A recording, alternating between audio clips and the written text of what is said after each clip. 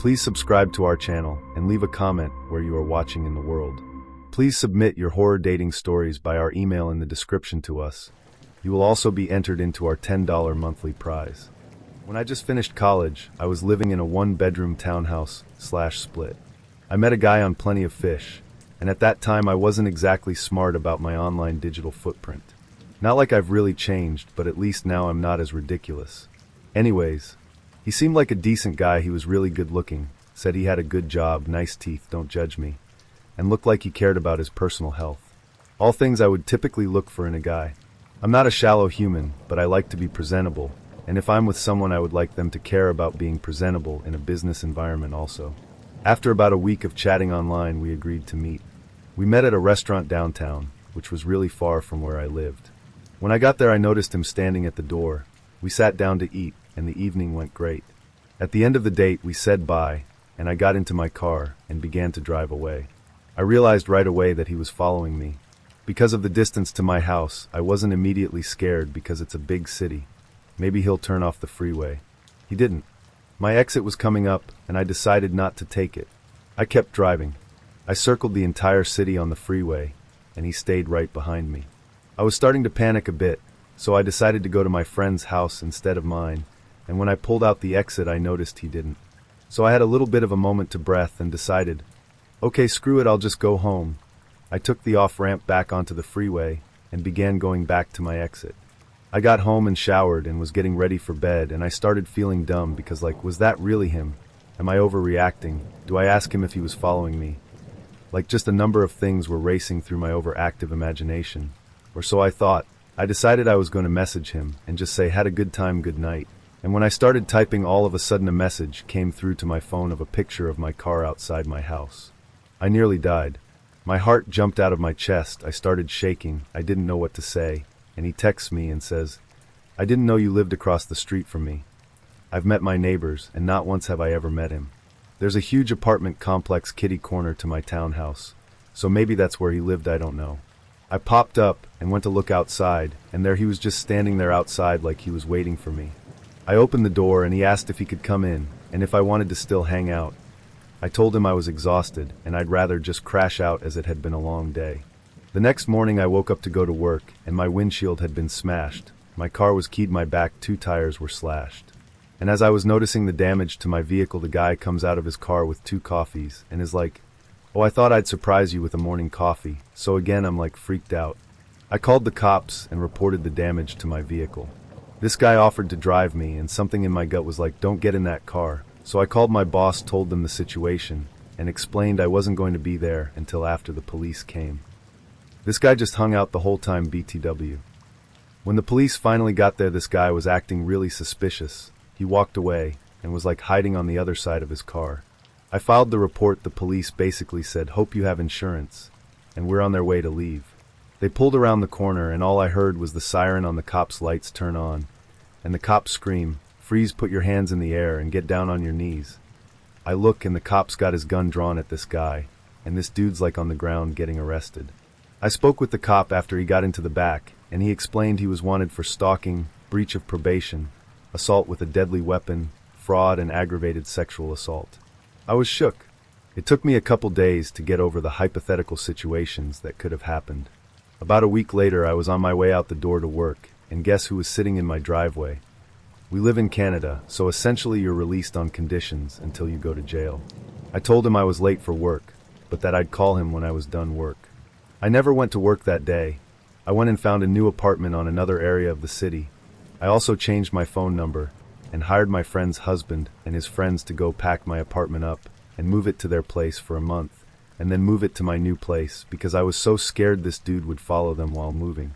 So that's my horror story of the first time I used Plenty of Fish. I'm a 31-year-old guy currently using my GI Bill to go to college in a city in one of the mountain time zone states. I'm so busy with school and work, so I don't have time to go out and socialize often. So I have to rely a lot on the apps to go on dates. I matched with this really cute girl around my age. We had a good convo, and then we scheduled a date. It was at a bar restaurant not far for either of us to drive, so it was easy. She was very pretty in person, and we got along great. During our conversation, I found out that she worked in a non-cop role at the police station, like a receptionist essentially. I also learned she had a roommate, whom she said was out of town for the holidays. She added that she hated being alone because she had a crazy ex-boyfriend who stalked her. I was a little uneasy at that and told her as much, and she said he's harmless, so I kinda let it go. We had a few more drinks and were there about another hour, and at her suggestion, she said we should go back to her place. And I wasn't going to argue it, she was hot lol. She then insisted on driving. I told her I was fine, and she said no, that I had been drinking, and she saw too many DUIs at her job. I got what she was saying, but I only had 2 gin and tonics and was fine, and again she insisted. I thought it was weird, but I didn't care. We went to her house and she walked up and just opened the door. She didn't unlock it, it was already open, which I found very odd because she said she had a stalker and that her roommate was gone. She started feeding her cat, and as she was doing that I saw a bowl of cereal on the kitchen counter. I touched it, and it was still cold like it hadn't been there for a while. The cereal wasn't soggy either. I asked her whose it was, and she hesitated and said she ate it as a snack before heading to the bar. It just didn't make sense, and before you could say anything she just kissed me and out her arms around me seductively, and said for me to take her to her room. Again, she was pretty hot and I quit caring about the cereal lol. We started fooling around, and I went to close the curtains, and she told me to leave them open.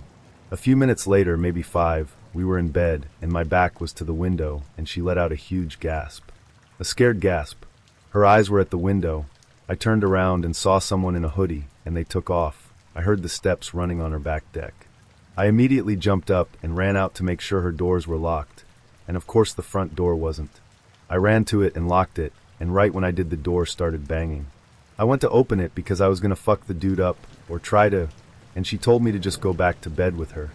I screamed at her and asked if she was insane, and she told me he does this and goes away.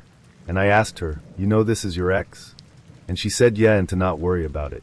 At this point, he started banging on the side of the house on the other end, and she didn't seem at all scared and kept trying to get me to go back to her bed. I didn't want to call the cops because for all I know this dude is a cop, or she'd know the cops that showed up and would take her side. I also couldn't just leave because my car was at the bar, and I was terrified. At this point I started calling her out for the door not being locked. The cereal, I openly called her a liar. She couldn't come up with any logical answers, and I had no idea what I was into. I shouldn't have done this, but my fight or flight was pretty much kicked in, and I told her, "If this is a robbery or some kind of setup, I promise I will kill you both." I'm not a hard ass or anything, but my fear told me to let her know that no matter what it was, they'd have a fight on their hands. My thoughts of what were going to happen to me were all over the place. I ordered an Uber off my phone and didn't tell her. I just kept arguing with her and asking what was going on, hoping to just keep her talking and in the room. I stayed right next to the door so I could leave ASAP. Luckily I never got my pants off, and my jacket and shoes were right by the door, so I was able to get dressed. The Uber showed up, and without saying anything I just opened her door and ran out as fast as I could. I looked back at the door and she was just standing there. It's only been a little over a month, but I honestly have no idea what the fuck I was into. I don't believe the story of just a girl with a crazy ex based off of the factors I told you. It feels like either a robbery or some weird fetishized cuck type thing. I don't know. Definitely something I'm very mad at myself for. I'm a 9-year Navy vet and allowed myself to get into a situation like that. I reported her account on the Uber ride back to the bar, and I told the bartender as well if they ever saw her in there again. I'm a young, 20s, gay man with a high sex drive. As such I frequent Grindr, Scruff, etc. looking for opportunities to have sex. I have a thing for older men too. I don't really care how old as long as they don't look like my grandpa. I live in a big city, but even so Grindr and Scruff can be pretty dry some days. A lot of the guys I'm into aren't attracted to me cause I'm a lot younger. I'm also not white or muscly, so I don't get an abundance of attention on those apps in general. On those dry days the wise thing to do would be to nut quietly by myself and go to sleep peacefully, but like any other 20-something man, sometimes my second head takes over and decides that sex tonight is a life necessity. I don't always meet someone in public first, but I'm pretty good at hooking up safe. I have a checklist of things that I will send one of my best friends every time I'm meeting someone. Screenshot of the online profile, all face pictures they gave me, a first name, their phone number if I have it, social media profiles if I have them, where we're meeting. I'll text them regular updates when I'm on the way over, when I've made it over, and whether or not the guy is the guy in the pictures. If we ever move locations, I text them an exact address/app/room number immediately, or turn my location sharing on. Once it looks like the dirty is about to start, I'll let them know a time by which I'll text that I'm safe. And my friends are pretty awesome, so they look out for me. One thing to note, if a guy offers me a drink while I'm with them, I make sure it's in a sealed can or bottle, or they let me watch while they pour. Most people are actually very conscious and deliberate about this nowadays. It's nice. A couple months ago, I figured I'd start proactively casting a wider net for those nights that the apps are dry. I joined this site online specifically catered to the gay older/younger crowd, very early internet days/retro in terms of UI. Eventually I get a message from this guy.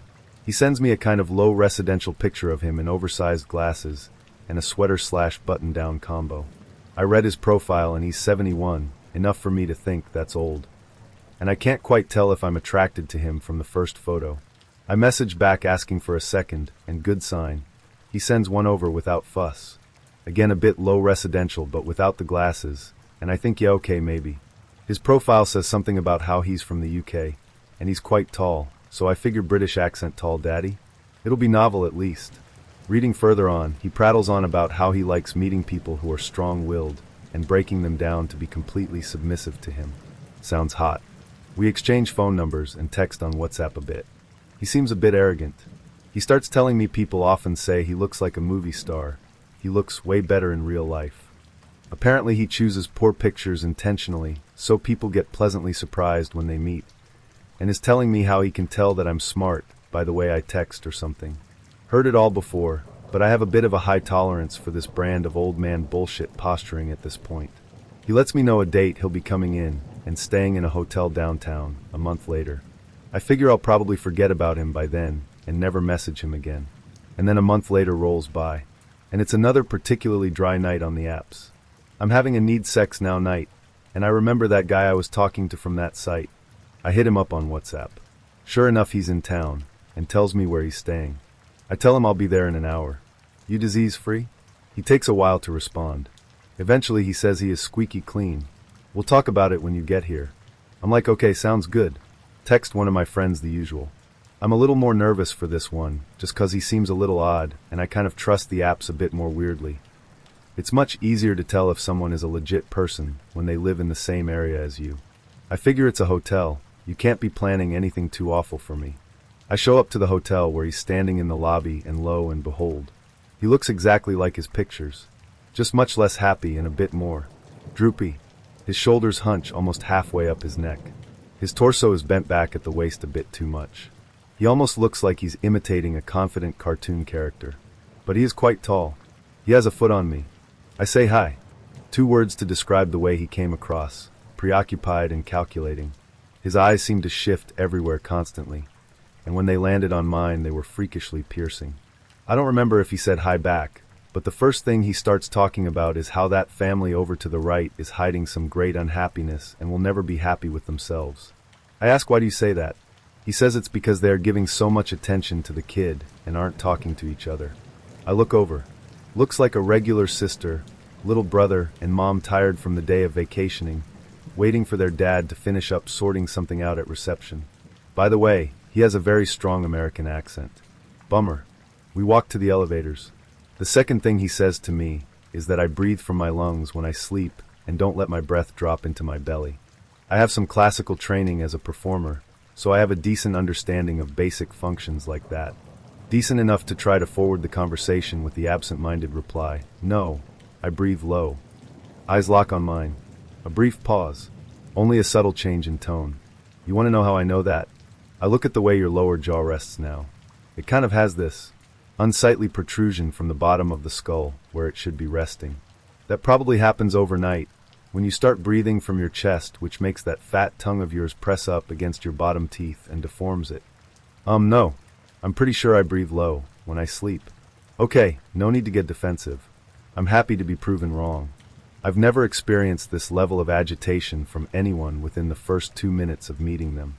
I have been in emotionally manipulative relationships before, so the feeling was familiar, and weirdly intense for a first meeting. My brain kind of goes on autopilot polite hookup mode, and I figure maybe it'll be okay once we stop talking. He continues posturing as we ride up the elevator. He loves psychology and predicting how humans act apparently. We get off on his floor and approach his room. I quickly fire off the suite number plus, he's a little odd, in a text to my friend. As he taps his keycard, he glances at me over his shoulder. You don't need to text someone my room number, you know. Okay, well I just did. I'm a very trustworthy person.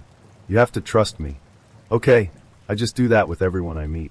The room is fairly normal, nothing too weird. His stuff is piled in a corner a bit haphazardly. Bed is made, lights are all on, normal hotel room. I see an open wine bottle on the desk. A glass of Coke and a glass of white wine are pre-poured. I take off my jacket and sit on the edge of the bed. He sits on the desk chair. Starts quizzing me. Do you do this a lot? You asked if I was disease-free. What are you expecting to happen here? Because I am a squeaky clean guy. I don't have sex with people unless I am in a relationship with them. The reason I ask is people who do this a lot tend to be quite dirty and slutty, and eventually it catches up to them. Listen, I can tell you're a smart guy. I can tell you're a strong-willed person. What I really like is when a strong-willed person like you becomes completely submissive to me. I like breaking them. At this point I realize he's not going to stop talking, and feel like it might be a good idea to leave before having my pants down around him. But I feel frozen, on the verge of tears even. He is making me feel small, like a child. I see him smile a little. He likes it. I am sufficiently creeped out. Look, I don't really think we're a match here, so I'm gonna go. Okay, you're feeling unsafe. No, I'm not. I just don't think we're on the same page.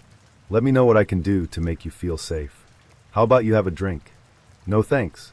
Diet Coke or wine? I look at the pre-poured drinks on the desk. I get a gut feeling that I should not drink them. I stand up. No, I'm really fine, thank you. I quickly get my jacket on and jump into a polite, nice to meet you, take care, bye. On my way out the door, he give me wrong directions to get down to the subway from the hotel. Tells me smart people take that route, stupid people take the long way. I say thanks and leave. I text my friend, holy fuck I'm safe. And I take my normal ass subway route home. Thank you very much. I pledge to stop letting my dick think for me. Young Harrison Ford, let's not meet again.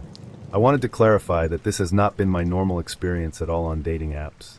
I've met up with at least 100 partners by this point, and this was the worst experience by far.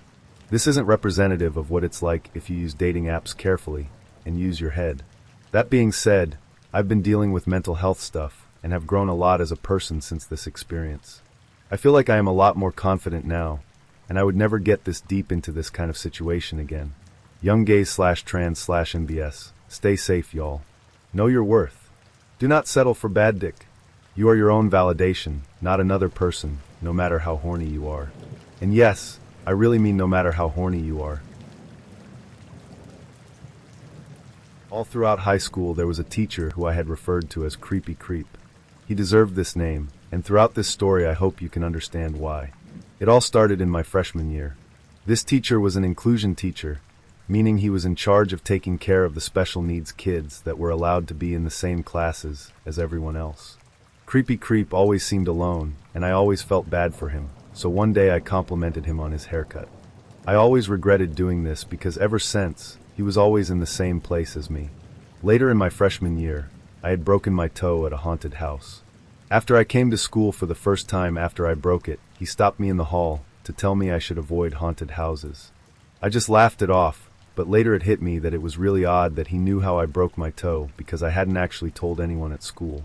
The next school year, he would always sit with me at my lunch table until my friends showed up. That same year he was running up the stairs and accidentally tripped, which I just happened to see. He seemed fine until he noticed I was one of the students who saw. He started crying, and later that day, he sat with me at lunch apologizing that he never wanted to embarrass himself like that in front of me. My junior year, he gave me this huge hug on the first day telling me how much he missed me over the summer. This year he would always sit with me at lunch even after my friends would show up. He said my friends weren't true friends if they had a problem with us sitting together. One day at lunch, I was talking about how I was leaving early for a dentist appointment. He asked what time I was leaving, and I said right after lunch. Then a few minutes later he left, which I was honestly so grateful for. Once I got to my car to leave, it wouldn't start. Creepy Creep just happened to be out there though, and offered to give me a ride home. I told him it was fine because my stepdad was on his way to get me, and anyways he had to get back to school. Creepy Creep told me it wouldn't take any time for him to take me home since my house was just down the road. That's when I got really freaked out because he knew where I lived. Luckily my stepdad showed up just in time. Creepy Creep actually introduced himself to my stepdad, saying it was nice to finally meet the man who raised such a beautiful girl. My senior year I ended up going to a different school, and I got a new job as a delivery driver. About a week into the job there was a special note on the bottom of the delivery saying, "Bring to back door, and you can just walk in," which wasn't too odd to me because sometimes that's a common note on delivery for elderly people who can't make it to the door. So I made it to the delivery and went inside, but it was no other than Creepy Creep. When I walked in he went in for a kiss telling me how much he missed me. I was so terrified because not only was this my creepy stalking teacher, but he had also just kissed me. He told me how upset he was not to hear from me on our 2-year anniversary, but he said he understood because it's hard to keep in touch after being at different schools. He asked me to quit my job and just stay with him for the rest of the day, so we could celebrate our anniversary the proper way. Luckily my boss called yelling at me for taking so long on my delivery. So I told Creepy Creep that I had to go quit my job in person, so I wouldn't get in trouble for keeping the money from his delivery. Then I would come right back. He was so happy and said he was so excited to see me putting more effort into our relationship. So I quit my job and then went straight home and told my parents everything. I also haven't heard from Creepy Creep ever again. Up until junior year of high school, I flew mostly under the social radar and stuck to my status as a nerd girl, but when I was 15, I joined varsity cheer. My school's cheerleaders weren't popular by definition, but everyone kind of knew who we were because we were on the announcements, performed at pep rallies, and generally engaged with the students a lot. I made a lot of friends that year, and some of them happened to be the cool kids. For a while, I thought this was my long-awaited karma payoff for the years of bullying I'd suffered at their hands. I even developed a crush on one of them, a crush which the junior cheer captain herself volunteered to help me pursue. Homecoming is a big deal where I'm from, and I began to fantasize about my crush asking me to go with him. I'd heard rumors he was planning a dramatic proposal, and as homecoming season approached, I became more and more sure I would be his date. The junior cheer captain, who was close with him, kept dropping hints that I was right. One day at practice, she asked me what my favorite candy was, and I knew it would be so my crush would know what to give me. You can imagine my surprise when, after an exhausting theater rehearsal, I walked into the parking lot and was confronted by a guy I'd hardly spoken to asking me to be his date. My theater friends all applauded, assuming I was overjoyed. I saw both my parents in the parking lot recording the whole surprise. But most importantly, the cool kids I'd recently befriended were standing right there behind him, egging him on. I didn't understand why, because he wasn't popular at all. In fact, he was known to be kind of creepy. The junior cheer captain was laughing, encouraging him to give me the box of my favorite candy he was holding. She definitely orchestrated the whole thing. I didn't really know the guy, but I didn't want to humiliate him in front of the coolest kids in school, so I faked a smile and rolled with it. I promised myself I'd deny him later, in private, so he wouldn't be embarrassed. Afterwards, when my parents excitedly asked me how I felt about the ordeal, I explained how uncomfortable it made me. I said that I got strong, creepy vibes from the guy. That didn't fly with my parents. My mother accused me of having expectations too high, and my father demanded to know, not for the first time, if I was secretly a lesbian. I had never had a boyfriend or shown much interest in dating. To make his case stronger, I'd just become best friends with the only openly gay girl our school had ever seen. Long story short, I knew that if I shut down my date, I'd effectively declare war on my parents. However, I played my dad's protective instinct against him and persuaded him to let me friend-zone my date. After all, he knows how high school boys think, right? I texted my date that night and explained that I only saw us as friends, but would still be happy to go to homecoming with him. He was very polite about it, although I could tell he was interested in me romantically. It seemed we'd reached a deal until the next day at school, when one of my cheerleader friends referred to my date as my boyfriend. I corrected her and told her we're just going to homecoming as friends. She seemed confused and told me my date was telling anyone who could listen that I was his girlfriend.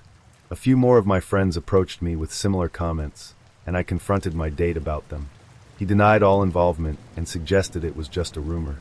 I reminded him that we were just friends, and I had zero romantic interest in him. He said he understood. I got a call from the junior cheer captain. She pretended to be sweet and conspiratorial, but I was still annoyed that she'd led me to believe my crush would ask me to homecoming. She began her attempt to persuade me that I was wrong to friend-zone my date. She said that she'd spent many afternoons planning his proposal with him, and she knew he was kind of creepy from afar, but he was sweet and caring underneath all that. I said, if he was such a catch, she should date him. Annoyed, she dropped the sweet act. She told me that I had to date him, because he liked me so much, and he'd gone to so much trouble to ask me to homecoming. I had to give him a chance, because he'd gone out on a limb for me. I told her she was wrong, and I didn't have to do anything I didn't want to do, and I owed him nothing. I ended up hanging up on her soon after that, but that was just the beginning.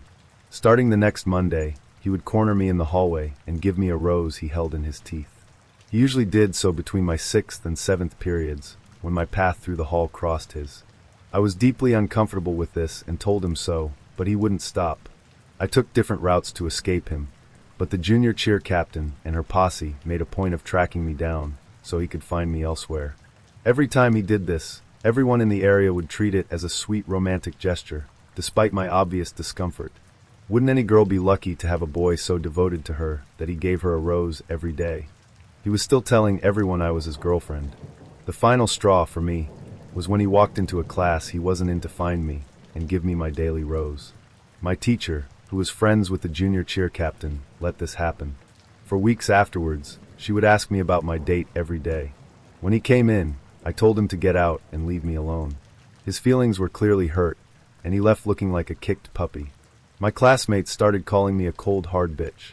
It didn't matter what I had to say about him. I was an ice queen, refusing this sweet boy's advances. Everyone in the school had decided that I was in love with him, and nobody cared what I had to say about it. My crush, who was part of the popular group, joined the junior cheer captain in pressuring me into returning my date's feelings. At every event where the cheerleaders were present, my date would push his way to the front of the crowd. He would go to great lengths to get my attention. At football games, he would wave a flag in the student section so I'd look at him when we were cheering. The other girls would make comments on how endearing he was when he waited in the parking lot by our bus back to the school, just to hug me and tell me how great I did. I didn't know what else to do other than let this happen. I had only recently ascended to a position of visibility. If I conflicted too hard with the cool kids, who were so dead set on setting me up with this guy, I could be an outsider all over again. I hoped that if I just kept ranting to my real friends about how creepy he was and publicly let him do what he wanted, it would all blow over. My school had a 15-second attention span, so some scandal had to one-up me sooner or later. The truth emerged, as usual, in the locker room. It turns out the junior cheer captain had been telling him, during their afternoons together, that I was into him. He'd come to her for help announcing his crush on me, and she'd gone a step further and convinced him I felt the same, despite the fact that I didn't even know his name. She'd lied to him for weeks prior to the homecoming proposal, and when I told her that was wrong, she didn't care. She told me I should be grateful, because everybody was starting to think that I was gay. My best friend, the lesbian who was starting a gay revolution, and I, inspired, spread a rumor that we were dating. After all, everybody already thought I was gay, right? But my date wasn't fazed. In fact, he told everyone that he'd just turn me straight again. EW. 3 weeks after he asked me, it was finally homecoming night. Thanks to cheer obligations and a complete coincidence involving a switched backpack that left me without my dress, I ended up only attending the dance for half an hour. My date awkwardly stood on the side of the room while I danced my heart out to Mr. Brightside. I almost felt bad for him when, right at the end, the junior cheer captain appeared like a summoned demon to suggest we slow dance at the next opportunity. Thank God I escaped that one by walking to the DJ and suggesting he play Footloose. My date walked me out to the parking lot to wait for my mom to pick me up. While we waited for her to drive around, which took entirely too long because she still hoped I'd stop making a fuss and date him, he asked me out. I politely declined. He quickly stammered that we could go with a group of people, like the junior cheer captain and my crush. I denied him again and made it clear we were only friends, and I wasn't interested in romantic endeavors because I was too busy. That was actually true. I was in all advanced classes, varsity theater and cheer, and worked part-time. A few days later, a teacher eloped to Vegas, and nobody cared about my love life anymore. My date and I were distanced again by classes and activities and work. It appeared that everything was going back to normal. That Friday at the football game, my crush asked me to sit on his shoulders for the alma mater, kind of a romantic thing at my school. Overjoyed, I accepted, and I hoped this was the beginning of a new chapter for me. I ignored the frantically waving flag in the stands. Monday, my date stood on a chair in his second period class and announced that everyone should be wary of my crush because he would steal your girl. I heard everyone buzzing about it a few hours later when someone called me a bitch, again, for breaking my date's heart. I knew I was being dramatic, but I decided not to go to lunch that day, terrified of running into him. I'm so glad I didn't. Later, I saw on Snapchat that my date had carved my name into his arm with a pair of scissors. His bleeding arm was screenshotted and sent to me by half a dozen people, most of them demanding why I'd hurt him like this. He did it in the middle of lunch in a crowded cafeteria, and somehow no administration noticed or cared. The school was buzzing. My date was a broken-hearted victim, and I was the evil, secretly gay bitch who wouldn't give him a chance. I got so many dirty looks. By fifth period, I was ready to just walk out, but my good girl instincts kicked in, and I decided to tough it out for 2 more hours. Around that time, I got a panicked text from one of my cheer friends. While she'd initially been insistent that I date the creepy guy, she'd apparently changed her mind after the lunch incident earlier. She told me that my date, who was in her 5th period class, was going off the rails. He had started out saying that he wanted to kill himself because I wouldn't love him. This had escalated to saying he'd kill my crush for lying to me and stealing me away. Finally, he'd started talking about how he knew where I lived. My parents had given him my address when he initially wanted to ask me to the dance at my house, and he would make me pay for wronging him. I knew that, after 6th period, our paths through the hall would cross. Since the beginning of this ordeal, the school had cracked down on students getting outside, and my alternate route to escape him was no longer an option. My class was at the far end of the hall with nowhere to go but into the central hub, and he would be coming from the other end of the hallway towards mine. I was stuck up a chimney, basically. Desperate, I texted the junior cheer captain to finish what she started and tell him that I was not and had never been interested in him. She'd made this mess, and I would make sure she had to clean it up. She said she'd go to the counselor, but she didn't know what else to do. This was way beyond her control now. For the first and only time, I skipped class. I hid out in the theater hall and waited for 7th period. I got a few texts during the passing period that my date was waiting for me by the bathrooms. There was a little alcove right there where you can't see people coming around the corner, and the thought of him hiding there and waiting for me to walk by alone horrified me. Right before 7th period began, a few of my classmates burst in, cackling, and proclaimed that my date was coming down here after school to kill my crush. They thought this was hilarious, but judging by the look on my crush's face, this wasn't a joke to him anymore. Our teacher brushed this off as typical theater drama, pun fully intended.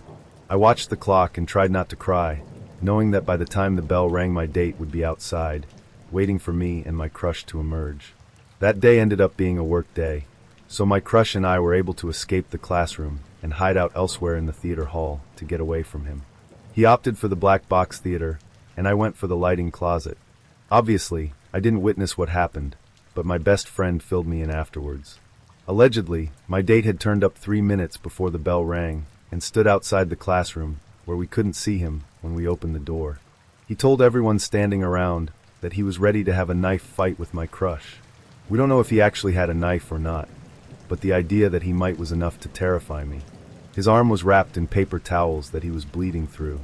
My best friend told him my crush and I were gone, but he didn't believe her. He stood outside for 25 minutes, until the administrators began walking through to make sure no one was in the school who shouldn't be. My date wasn't in theater, so he wasn't allowed to stick around. That night, I texted him that not only would I never date him, but could no longer even see a friendship between us. I sent him a number to a suicide hotline and told him to get help. Finally, I told him that he needed to learn what no meant, and I never wanted to speak to him again. He responded that he was sorry and asked if there was anything he could do to fix this. I told him no. I don't think he learned the meaning of the word after all, because the same pattern repeated itself a few months later on Valentine's Day, the next year at homecoming, senior year Valentine's Day, and prom. But those are other stories. I've since graduated and gone off to college hundreds of miles away from him. My family back home moved from the address my parents gave him. Contrary to popular belief, I'm not gay. My crush, on the other hand, came out a few months later, and we were friends for the rest of high school. I'm working on handling romantic endeavors in a healthy way, but he got in my head. He was the first person to ever show interest in me. Ironically, the last time I saw him was my first, and only, homecoming game after graduating, but this time I had true friends to defend me when he predictably tried to pull some weird stuff with me. The worst part, looking back, was somehow being at fault for everything. To this day, people from my high school reference the whole ordeal as, "That time you wouldn't date that poor shy kid." I can't even appreciate red roses anymore. I answered some questions about details on part 1, which was the story you just read, which I'll repeat here to clear some stuff up. Part 1 happened in 2015, when I was a junior in high school, and I'm a junior in college now. I was 15 during this first homecoming debacle, because I'm young for my grade. Everyone else involved was 16 or 17 at the time. My parents, after all this played out, had very different reactions. My mother apologized for not believing me in the first place and pressuring me to lower my standards. My relationship with her has become a success story in the past 4 years, and this experience jump-started its evolution. On the other hand, my father has rewritten the narrative entirely and insists he never once advocated I go to homecoming with my date. He says he was always wary of this kid, and he also did never ask if I was gay. I'm bi actually, but I didn't realize it until senior year of high school. I didn't go to the guidance counselor yet because she was known to be bad at her job, as you'll see in this continuation. She victim blamed a lot, and she would usually bring up religion to solve students' problems, regardless of our school being public and non-religious. She was fired after I graduated in 2017. My high school and home district in general was an administrative nightmare. I've heard from younger friends that, after a massive staff turnover, things are starting to look up, but none of it improved during my time there. My story was perfectly in character for the level of ignorance my school expressed towards unhealthy activity. My date didn't, and doesn't, use social media, at least not to my knowledge. I've found an abandoned Twitter account that looked like it might belong to him, but it was last active in 2016. I have no contact with him at all anymore, which I guess is a happy ending. A few people have implied I'm making all of this up. They're not the first, and they probably won't be the last, to say so. Even I know this shit's wild, and that's why I didn't say a word about it for years. I don't feel the need to prove my honesty to random strangers on the internet. If there's anything I learned from this nightmare, it's that people will only believe what they want to believe. The truth is that I had a weird as all hell experience, and it's affected my life in a lot of ways. Believe it or don't, I still have to deal with its repercussions on a daily basis. This post is less of an update, since all of this happened years ago, than it is a continuation. Long story short, my ex-date didn't get the message after homecoming junior year, and he ended up pulling some seriously weird shit even until after we graduated. None of it was as epic as junior homecoming, but it definitely cast a shadow over the latter half of my high school experience. From here on out, due to his activity for the next 2 years, I'll be referring to him as my stalker. For the months after homecoming, things started to settle down again. I didn't have any classes with my stalker, and the only person I still had to deal with was the junior cheer captain. She would go out of her way to be nice to me, inviting me to parties and buying me coffee and giving me rides to games, basically bribing me to keep quiet about what a manipulative person she was. My stalker reappeared on Valentine's Day, 2016. I was still a junior, but I had almost forgotten that homecoming even happened when, halfway through my day, he cornered me in the hallway and gave me a rose out of his teeth. I hoped that would be the end of it, but I underestimated my classmates' appetite for drama. During 7th period theater, we were in the library computer lab. After the rose thing, my crush from fall semester, who had since come out as gay, warned us that my stalker was carrying around a present for me in his backpack. I thanked him for the heads up and told my best friend, Gay Revolution Lesbian. She and I were sitting together on the inside of a row when the bell rang. We stood up to leave, but the girl on the other side of me turned to face us, blocking us off from the exit. She was a close friend of the junior cheer captain's. She asked me what I was doing after school, and I knew that she must be trying to herd me towards my stalker, so I could collect my presents. I leveled with her and said I knew my stalker was waiting for me somewhere, and I told her straight up that I wasn't going to play nice with him anymore. She turned on the same old guilt trip as everyone else, telling me how much he cared about me and how hard he worked on these presents, but I refused to go. I knew I needed to get out of the school as soon as possible, before she just told my stalker to come meet me at the library instead of the theater hall. To get her out of my way, I said I'd go meet him after I went to the bathroom, and she moved out of the walkway. My best friend and I hid out in the bathroom farthest from the theater hall. I knew he wouldn't leave until he'd delivered his gifts, and we had rehearsal that day, so I knew I'd have to go down there sooner or later. My best friend suggested she go down and retrieve the presents for me, so he'd leave before I had to go to rehearsal. 2 more of my friends happened upon our bathroom crisis, and they decided to link up with my best friend on her mission. I waited in the bathroom while they went to intercept the gifts. 20 minutes later, they returned. Among the gifts were 3 boxes of my favorite candy, which I didn't really like anymore, thanks to this whole mess, an expensive Doctor Who jewelry box, and a full bouquet of roses again. They told me, laughing uncomfortably, that there had been a whole group of people waiting for me to walk into the theater hall. My stalker wasn't too happy to hand over the presents, but my best friend made it clear I wouldn't be coming to get them, so he could hand them over to my friends or never deliver them at all. After about 10 minutes, the group waiting for me dissipated, and my stalker gave away the gifts. I was so creeped out that I didn't keep any of them, not even the jewelry box, which was TARDIS-shaped and actually kind of cool. For my birthday a few weeks later, I got out of school after 4th period and went to a theme park with my cousin. I didn't tell anyone I was leaving or where I was going. My best friend told me my stalker had waited outside the theater hall for me with a letter and a rose in hand until the school kicked everyone out who wasn't in theater. I was assistant director and light crew for 1-act play that spring. An acquaintance of mine who didn't keep up with gossip was in charge of making the program, and she mentioned how cute my boyfriend was for taking out an ad in the program for me. I was sufficiently freaked out, told her I didn't have a boyfriend, and asked to see the ad he'd paid for. It was a picture of my stalker and I from junior homecoming, along with a note that said something like, "Good luck, Saucy, I love you." I begged my friend not to put it in the program, and she didn't, seeing my obvious discomfort. She refunded him his money and made some excuse about a local business buying more ad space. He tried the same trick for the last show of the year, which I was actually in. He showed up to opening night and got kicked out for filming. The theater department has now instituted a widespread rule of checking with the person an ad is targeted at before printing it, which is more than school administration ever cared to do. During a cleanup day for theater the summer before senior year, a guy from a different school showed up to help. He had been talking to me over social media for a few weeks, and I knew I was his next target.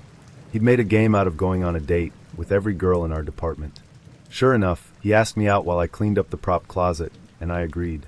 He was decent looking, and he wasn't mentally unstable, even if he was a fuckboy.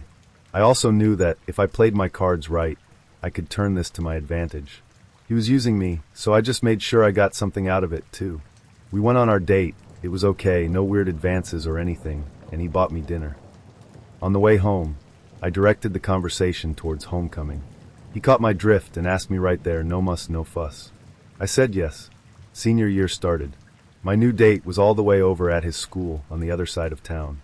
My stalker was in 2 of my classes, 4th period biology and 6th period English, and had the same lunch as me. I was hyper aware of him staring at me every day, but didn't want to make a big deal about it. I knew he wanted my attention, and I refused to give it to him. Instead, I went about my life as usual. I made friends with the teachers who were lunch hall monitors, so I could leave the cafeteria, effectively avoiding my stalker. I ate lunch in the theater hall with my best friend every day. I asked my biology and English teachers not to make me sit by him or work in groups with him, and they agreed, if somewhat reluctantly. They, like pretty much everyone else, thought I was a dramatic cheerleader making up stories. I was a senior, and I really didn't want to deal with the bullshit of a crazy stalker anymore. Not that I ever wanted to in the first place. Homecoming was even earlier this year than last year.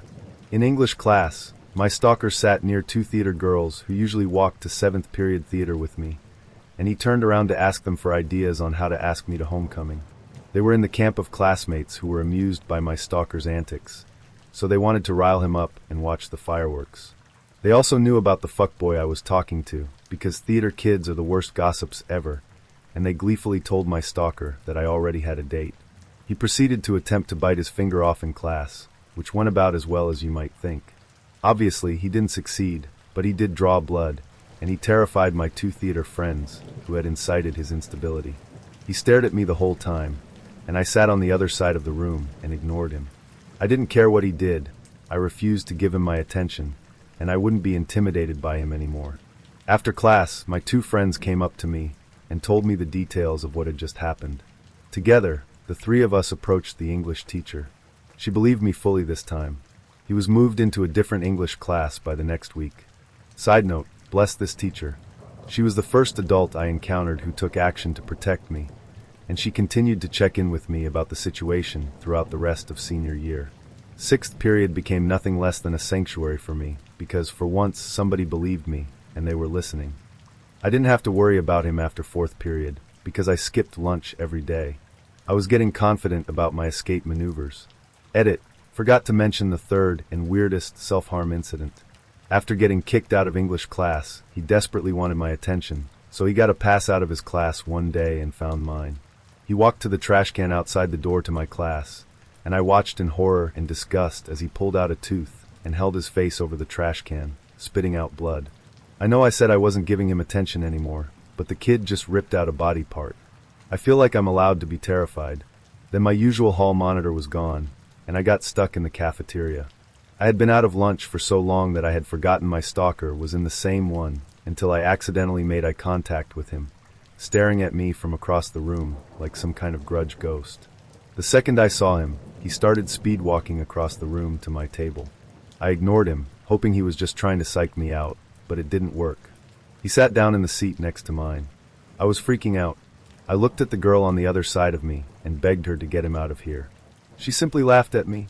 A year before, I would have kept quiet and dealt with my discomfort for fear of people hating me, but I was a year older and already contracting senioritis, so I stood up, grabbed my backpack, and stomped out of the lunchroom. The hall monitor stopped me, asking where I was going and if I had a pass. I said I was going to talk to the crisis counselor, and he let me go, probably because he didn't want to touch that with a 10-foot pole. I walked directly to the counselor's office, signed in, and found myself sitting in her office a few minutes later. I told her the whole story from the beginning. I had been to her office once before, and she'd shooed me away after saying I was being too dramatic. This time, she didn't. Instead, she spent the greater half of the hour I was there asking why I hadn't come to her when all this started. When I finally got her to address the actual problem, her first question reaffirmed my fears. She asked me, after I told her about the self-harm and threats and general creepery, what about him made me so opposed to dating him? I thought I was going to scream. I had a gut feeling that the truth wouldn't get me anywhere, and I needed action. I didn't care how I got it done, but I needed him out of my life and definitely out of my classes. So, knowing full well her attachment to Jesus, I pulled the Saving Myself for Jesus card. I put all those Sundays being forced to go to church to good use, and it worked. She stopped asking me why I'd waited, why not just date him, and asked what would make me feel safer. I told her to get him out of my schedule, and she said she'd look into my options. Within a few days, I was called back to her office. She had gotten him placed in another lunch period, but biology was only offered fourth period, and both of us needed it to graduate. I still considered this a victory. I only had to see him for 50 minutes every day. She told me to come talk to her whenever I needed someone to lean on. She would make sure my teachers understood. Fun fact, junior year, my best friend was sexually assaulted by an adult man. When she left class mid-panic attack to go see this crisis counselor, she was told to pull herself together and get back to class before she missed anything important. My stalker found new methods of seeing me. My best friends didn't make the cast of Winter Musical, but I did. I didn't realize that I had been isolated until my stalker joined crew and regularly tried to intimidate me. He would drill holes in set pieces that didn't need work because I was sitting near them and he wanted to watch me flinch. He would steal the props I used and hide them in the shop, so I had to be near him to retrieve them. My new crush and I were co-dance captains, and she convinced her friend the set head to keep my stalker off stage at all times. After musical ended in spring, my new crush told me she'd heard my stalker was getting angry about me, playing hard to get. I was hanging out in the theater hall with a few crew kids, getting ready for one-act play, when one of them pointed at me shocked and went, "You're saucy?" He told me he'd seen pictures of my backyard. I was confused and weirded out, so he explained that my stalker had shown him pictures of my backyard and porch. I asked to see them, and he said he didn't have the pictures, he'd just been shown them by my stalker. I didn't really believe him, and he could tell, so he said, "You have a big bay window in your living room, a bunch of bikes on your back porch, and a big-ass rose bush. It was an accurate description. I don't know for sure how to explain that, but I've theorized that my stalker had, at some point, been in my backyard before we adopted our purebred Doberman. The Doga had freaked out in the middle of the night a few times, but we brushed it off. Now, I wasn't so sure. My bedroom was in the front of the house, so I tried to reassure myself by thinking he hadn't seen me changing or anything super scary, but it didn't really help. My best friend was disowned by her mother and stepdad, and within a weekend she was shipped off to live with her biological father. I told myself I could survive the next 4 months and graduate, and then I'd never see my stalker again. I persuaded my parents, as prom and graduation approached, that I only wanted one present, my best friend. They paid for her plane ticket both ways and flew her home to be my date to prom. I kept her a secret so I could surprise our other friends when she showed up at prom to dance with us. My stalker only briefly entertained the thought of asking me to prom, which I later discovered was the now senior cheer captain's doing. I guess she'd finally started to realize the full effect of her actions, because she'd told him he needed to leave me alone. I don't know what else she said, but he went eerily silent in the weeks leading up to prom. He still came to the last play of the year, but he didn't film me this time. He waited for me outside the auditorium afterwards, but I was with other people on our way to cast dinner, and he didn't try anything. At prom, my friends were elated when they saw my best friend had returned. We danced and talked shit and had a great time together.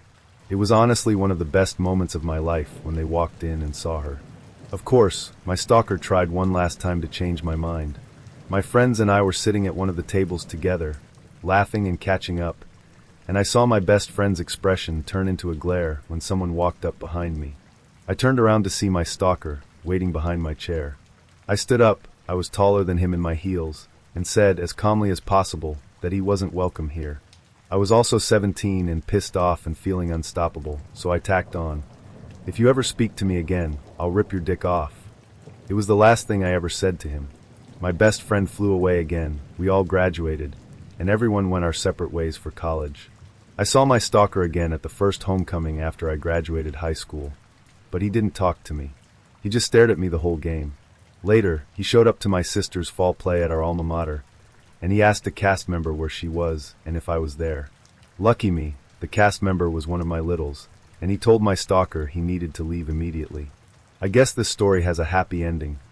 I got away in one piece, with no foreseeable appearance of my stalker in my future. To my dad, I do in fact like boys. I just like girls too.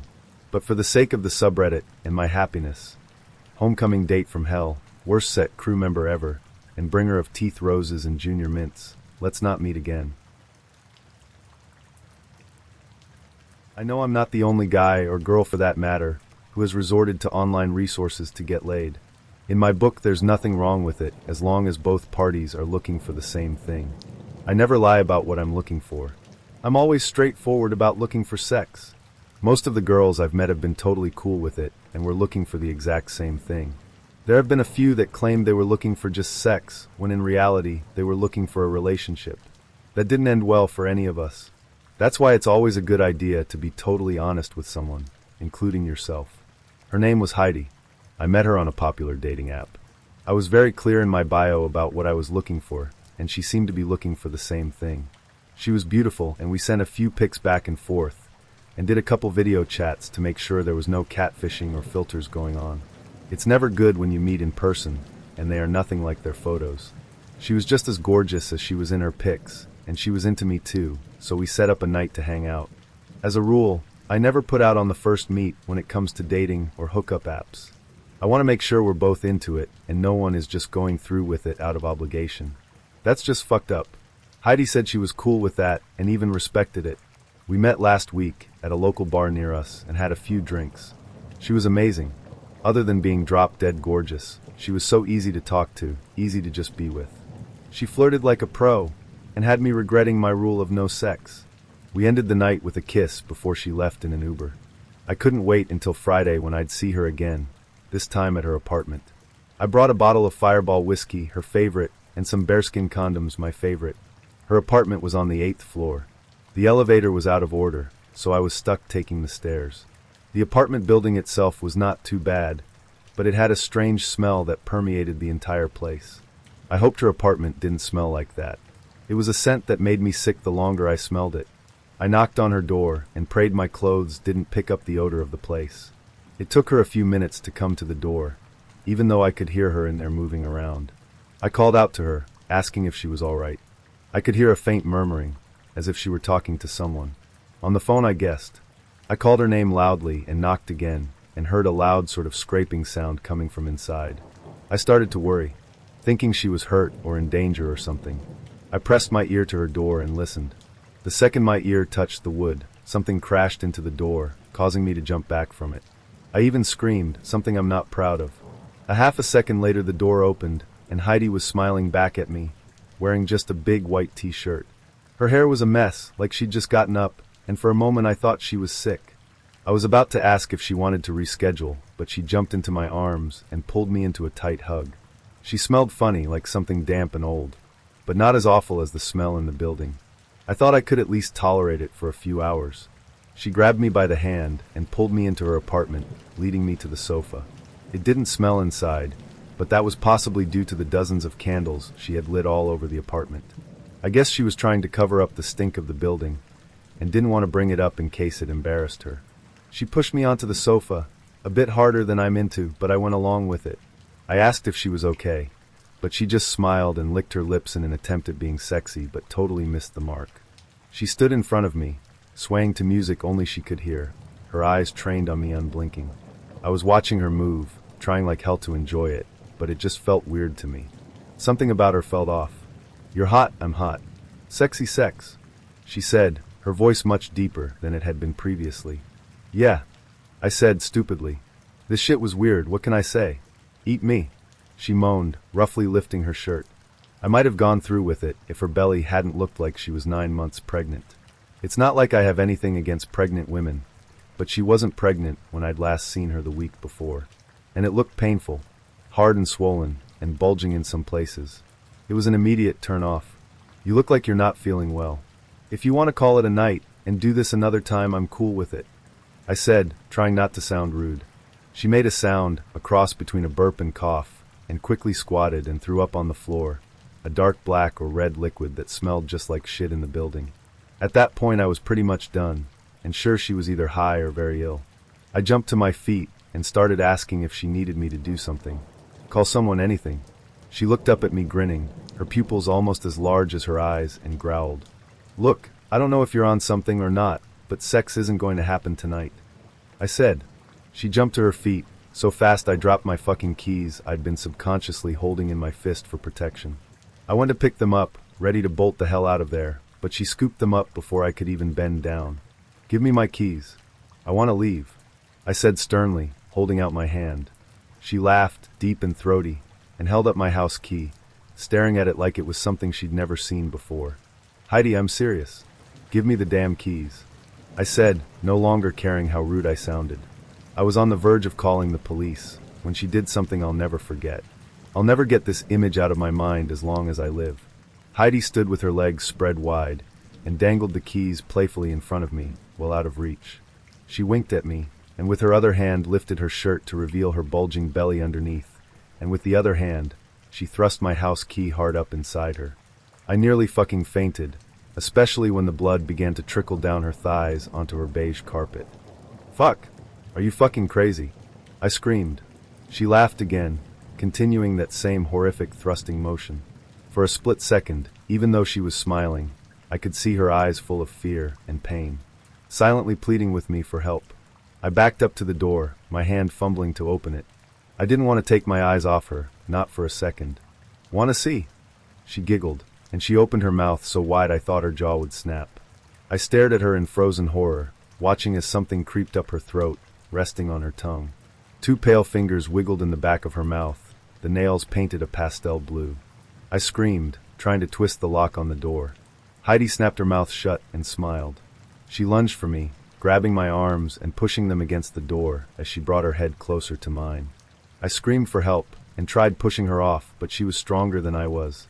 I thought I would die in that smelly-ass apartment, but I was able to wrestle out of her grasp and somehow managed to get my keys from her. I pulled the door open and booked it down the hall.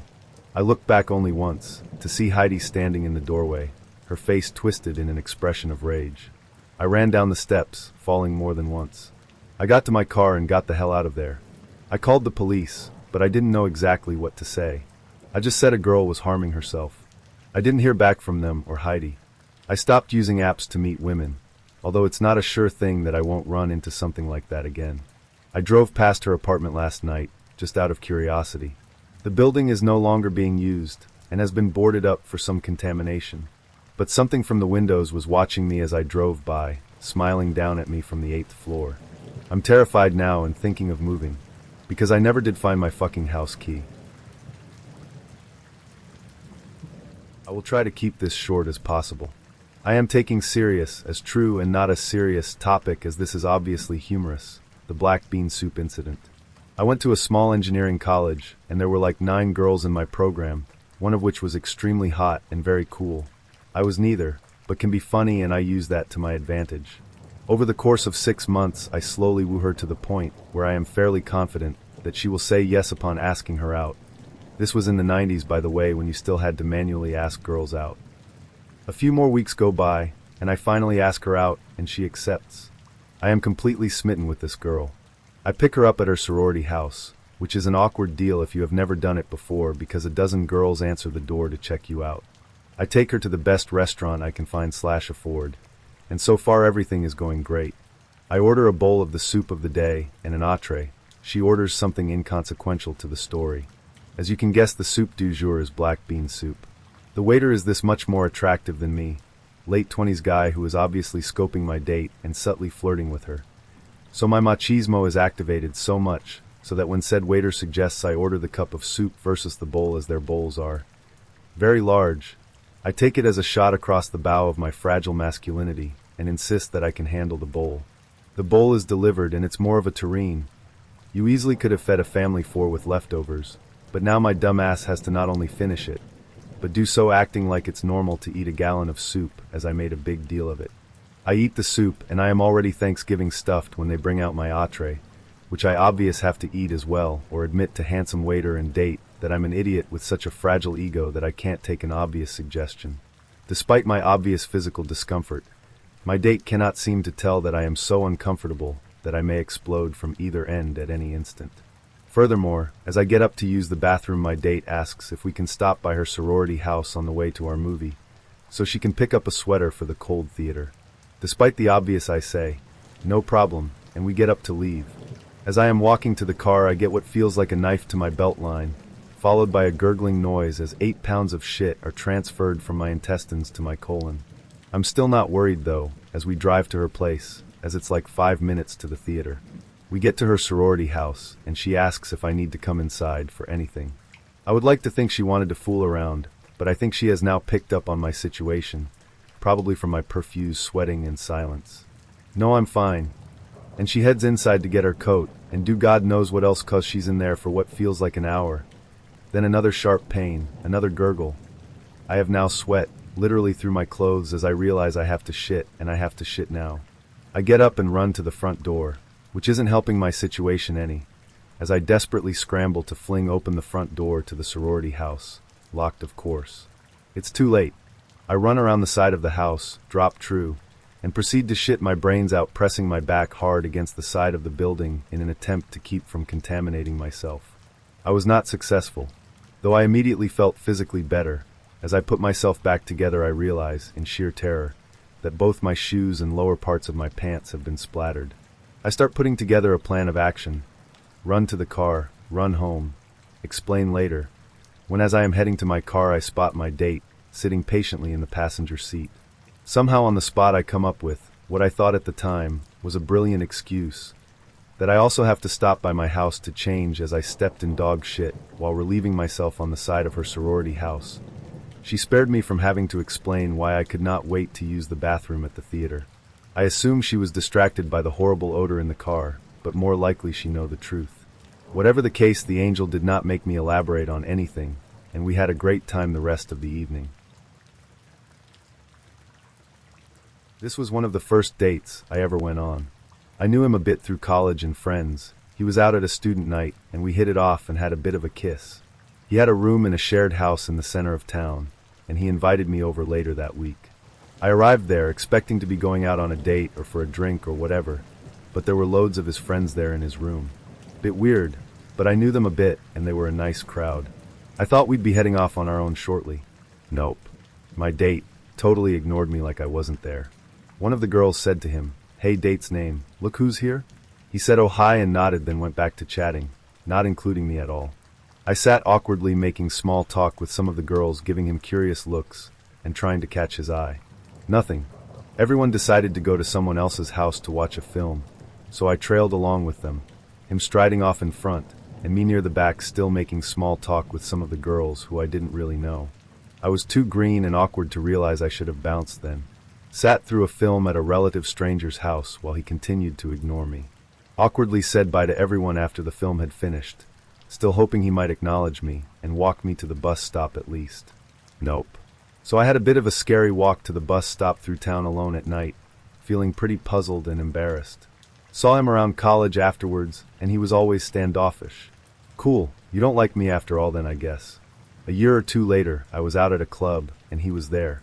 He was like, "Oh, I knew you'd be here," and gave me a really weird, gushing over the top apology about how he'd treated me, tried to hug me repeatedly, and buy me an apology drink which I politely refused.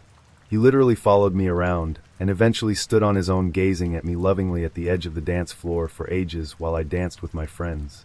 His hands were cupping his face while he stared up at me with a little indulgent smile, like I was the loveliest thing he'd ever seen. To the point where it was quite creepy. My friends were all like, "Who is that guy and why is he being so weird?" Not a damned clue. Back in college, I met this girl and asked her if I could take her out to dinner. She said yes.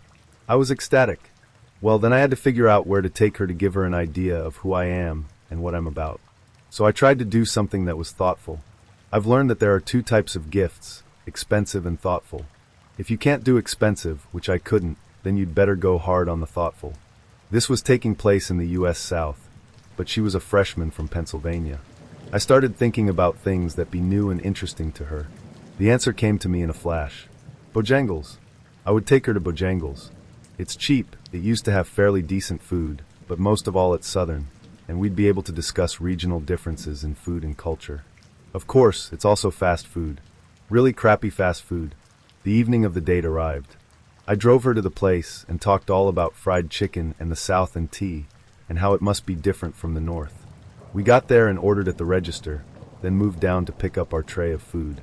Fancy, huh? We waited and waited. I tried to make some small talk. You know, the small talk you make when something could interrupt your conversation at any moment. Then we waited some more and more. My dinner, fried chicken, was on the tray. The drinks were on the tray. Her sandwich was not. So we stood there with the silence growing more and more awkward. Minutes rolled by that felt like ages. Finally, an employee noticed us standing there and said, "Did you need something?" I said yes, that we needed her sandwich. The employee turned around and grabbed the sandwich from the place it had been sitting the whole time we'd been standing there and put it on the tray. It had been there since the beginning. Not a great start. I picked up the tray and started walking back to a table with her. But there was an issue. Bojangles used to have the best sweet tea, so I always got a large. The cups they use for the larges are the kind that are smaller at the bottom, so they'll fit in your cup holder in your car. That's great for a car, but not so great for balancing them on a tray. It fell over. Fortunately, it fell over onto the tray, but not before knocking her drink off of the tray onto the floor. She had gotten the smaller drink, which came in the wax paper cup instead of the plastic cup that the larges are in. That's important, because it means that when her cup hit the ground at about a 30-degree angle, the cup crushed and launched the liquid inside out like a cannon. Onto her foot, drenching her in Pepsi or Coke or some soft drink. Being gentlemanly, I went and got her a new drink. Got back to the table and started trying to eat. I had ordered fried chicken, which I realized would mean that I had to eat with my fingers, which was stupid on a first date.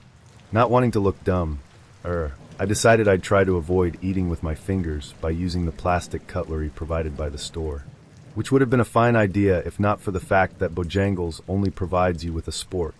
Not a fork, not a spoon, not a knife. A spork. A plastic spork, to be exact. I'm trying to pry the chicken off the bone with this plastic spork, and it's going nowhere. I can't get the chicken off the bone. I dug in a little deeper and really pulled, which bent the spork back a little, which served as a spring to launch my chicken breast across the table. I actually caught it before it could hit the floor. I remember thinking to myself, well, just enjoy this chicken because this date is going nowhere. I decided to just forget it and eat the dang chicken with my fingers. She was obviously not going to be going out with me anymore, so I decided not to worry about impressing her. Just try to get out of the situation without looking any dumber than I already did. I reached down and pulled off a nice piece of chicken with my fingers, and I missed my mouth.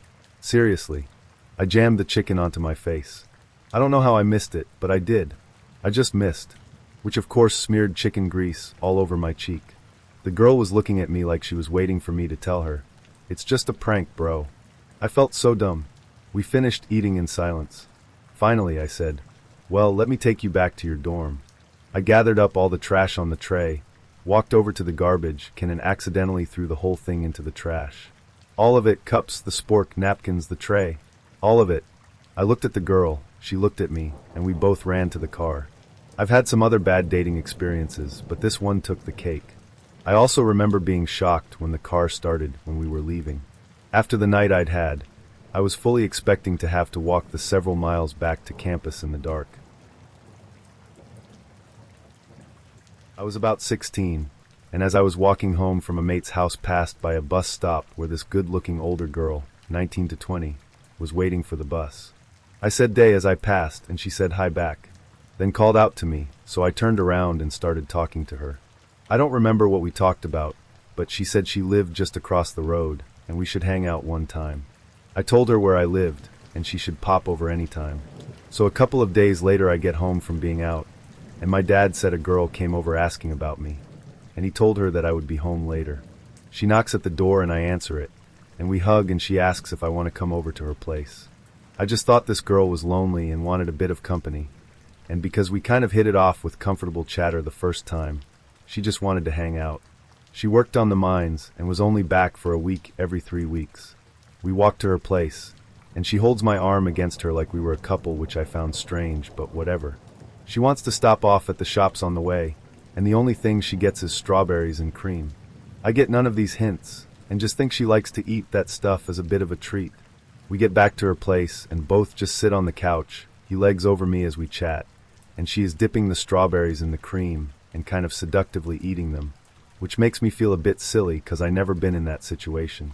She asks if I wanted a bong hit, to which I accepted as I did, and still do, love a smoke of the wacky tobacco. We get wasted, and sit back on the couch. This time she is leaning up against me with my arms around her. She asks me if I want to do anything. Me being the absolute moron said, "Nah, this is nice though." After another hit and more strawberries, now she is feeding me, and I am feeding her. She looks up at me with a pouty little smile. "Are you sure you don't want to do anything?" "I guess we could go for a walk," is my answer. "I'm okay, sure." So we go for a walk, and I see one of my mates walking, so call him and we chat for a bit. He asks if I want to go kick the footy, and I said, "Yeah, sure." And basically leave this girl to go kick the footy. And that's how I remained a virgin for another year. It didn't occur to me that it was a bad date until I considered it from her point of view. I felt bad for her after it all sunk in while I was going to bed that night. I'm such an idiot. A few days later I went to her place and we hung out again, but it was very awkward, and the next time I went to see her the place was empty, and I never saw her again. I hadn't met him, but my friend worked with him, so he set us up. I was hesitant because I had gotten out of a bad relationship which culminated in an ugly breakup a few months prior, and I really wasn't looking to date. But I'd also kind of isolated myself and ultimately figured meeting someone new and having a night out couldn't hurt. Famous. Last. Fucking. Words. So it's about a week before the date, and Ben calls me. Asks a few basic questions, seems pretty normal but a little awkward, which I guess is to be expected because he knows next to nothing about me. Asks about my favorite color and where I'd like to go to eat and just normal shit like that. I tell him royal blue. Why? He says he was just wondering. Okay. I figured maybe he was going to bring a small, "Good to meet you, I hope this goes well, I'm trying to be friendly" sort of gift. Motherfucker shows up for our date with 24 white roses airbrushed royal blue. One rose would have been a sweet gesture. This is a bit much. He also informs me I'll be driving because his dad dropped him off. Of interest here, I'm 24 and he's 26. Says he doesn't want to learn to drive because he's scared of it. I ask if he was ever in an accident, maybe when he was younger, and nope. Just scared of the idea of driving. We live in a small city. From my house to the restaurant is a couple miles. All in town. In a small city. He critiques my driving the whole way. Why you drive closer to the left than my dad? You're half in the other lane. Be careful. I was nowhere near the other lane. I have never, to this day, and I am now middle-aged, been involved in an accident when I was driving. I'm a very good driver. We get to the restaurant. It's a regular Chinese buffet. One of the dishes is sweet and sour meatballs. The server comes over and asks how our meal is. Ben laughs, and when he does he sounds like a station wagon full of asthmatic seals, and says if I wanted meatballs I'd have gone to the Italian place across the street. Fuck me. What have I done? He then starts peppering me with questions, all beginning with if we start dating. If we start dating, how do you feel about spontaneity? If we start dating, how important is sex? He then tells me he's a virgin but is bisexual, although he has no interest in male genitals and has a tickle fetish. How important is sex with you, dude? Not at all. I'd actually rather die. Do you like massages? How many sexual relationships have you had? I'm allergic to cats. Would you consider rehoming him? My family is all out of state. Would you consider moving? I'm dying here. He then starts talking about his family, and then crying about his grandmother, who died when he was 8. And not just, while this came up, forgive me I'm a little misty-eyed. He's sobbing. Somehow I survived dinner. We get back to my place. This is like 2002 before everyone had cell phones in their pockets. He has to come in and call his dad. I offer to just drop him off, but he says his dad is at his grandpa's and he, Ben, doesn't have a house key, that his dad prefers to drive him. I say fine, but keep your hands to yourself, don't touch anything, and once you get a hold of your dad, wait outside. On the drive back to my place, he tells me, I always told myself that I would wait a minimum of 1 year before considering sex with my girlfriend, but if we start dating I may drop it to 6 months because we're both older. How would you feel about that? And if you ever stay over, know I have a picture of my GMA on my dresser. I won't take it down, but I will turn it around when we have sex, like I always do when I masturbate. So you don't have to worry about that. I have to be on camera. This has to be a joke. We get to my place, he comes in, calls his dad, and while he's on the phone my cat comes in the room. I pick him up, kiss him on top of the head, and say I'll feed him in a minute. Ben says, have any men ever been intimidated by your relationship with your cat? Because that just made me really uncomfortable. I mean, you kissed him and talked to him. I told him to esteed and get out. He tried to apologize, but I was just done. Practically pushed him out the door. The moron even left me a couple VMs that week wanting to go out again. Then his last VM was basically wanting an exit interview. If you won't go out, will you at least tell me what put you off? Because I really liked you, and I don't know what you think went wrong. I've spent the last 20 years convinced I was being pranked. The friend who set us up never spoke to me again. Edit. After thinking about him again, after all these years, I just looked him up on FB. He has a unique last name, so I'm positive it's him, as well as his profile listing the city we lived in. So yeah, no doubt. He lives with his sister, and has a job as a candy stock boy with Walgreens. He's in his 40s. He also has a picture of his room which has a bed that's like a bunk bed, but there's no bottom bunk. It's so cool. That's called a loft bed. You have a loft bed, dude. Just before my junior year in high school, our neighbors, upper middle class neighborhood, hit a rough patch and the wife took a second job at McDonald's. She was kind of a surrogate mom to me, and so I'd stop in and say hi every now and then. One of her coworkers was a Navy guy who decided he needed to go out with me. He was very much not my type, but he seemed nice and kept begging my neighbor for my number, so I succumbed to the pressure and said yes. The evening started by him running late. He called me from a pay phone saying he had a flat tire and asked me if I could help change it. I mentioned this to my dad, and he's basically like, I've got this, and goes to help. They show up an hour or so later and my dad, also a Navy guy, makes it clear that he does not like this dude. Find out years later that he'd mentioned her perfect little ass as a reason for wanting to date me, and sends me off against his better judgment with pepper spray. Head out to a local Mexican place where he proceeds to eat like an absolute pig, talk with his mouth full, rattle his glass of ice at the servers and curse. Well, like a sailor. I give him a slight pass on the bad manners considering he's been on a boat for a while, hoping it gets better. It doesn't. He takes me to see Mr. Bean and spends the entire movie laughing so obnoxiously that the people a few rows behind us start throwing quarters at us.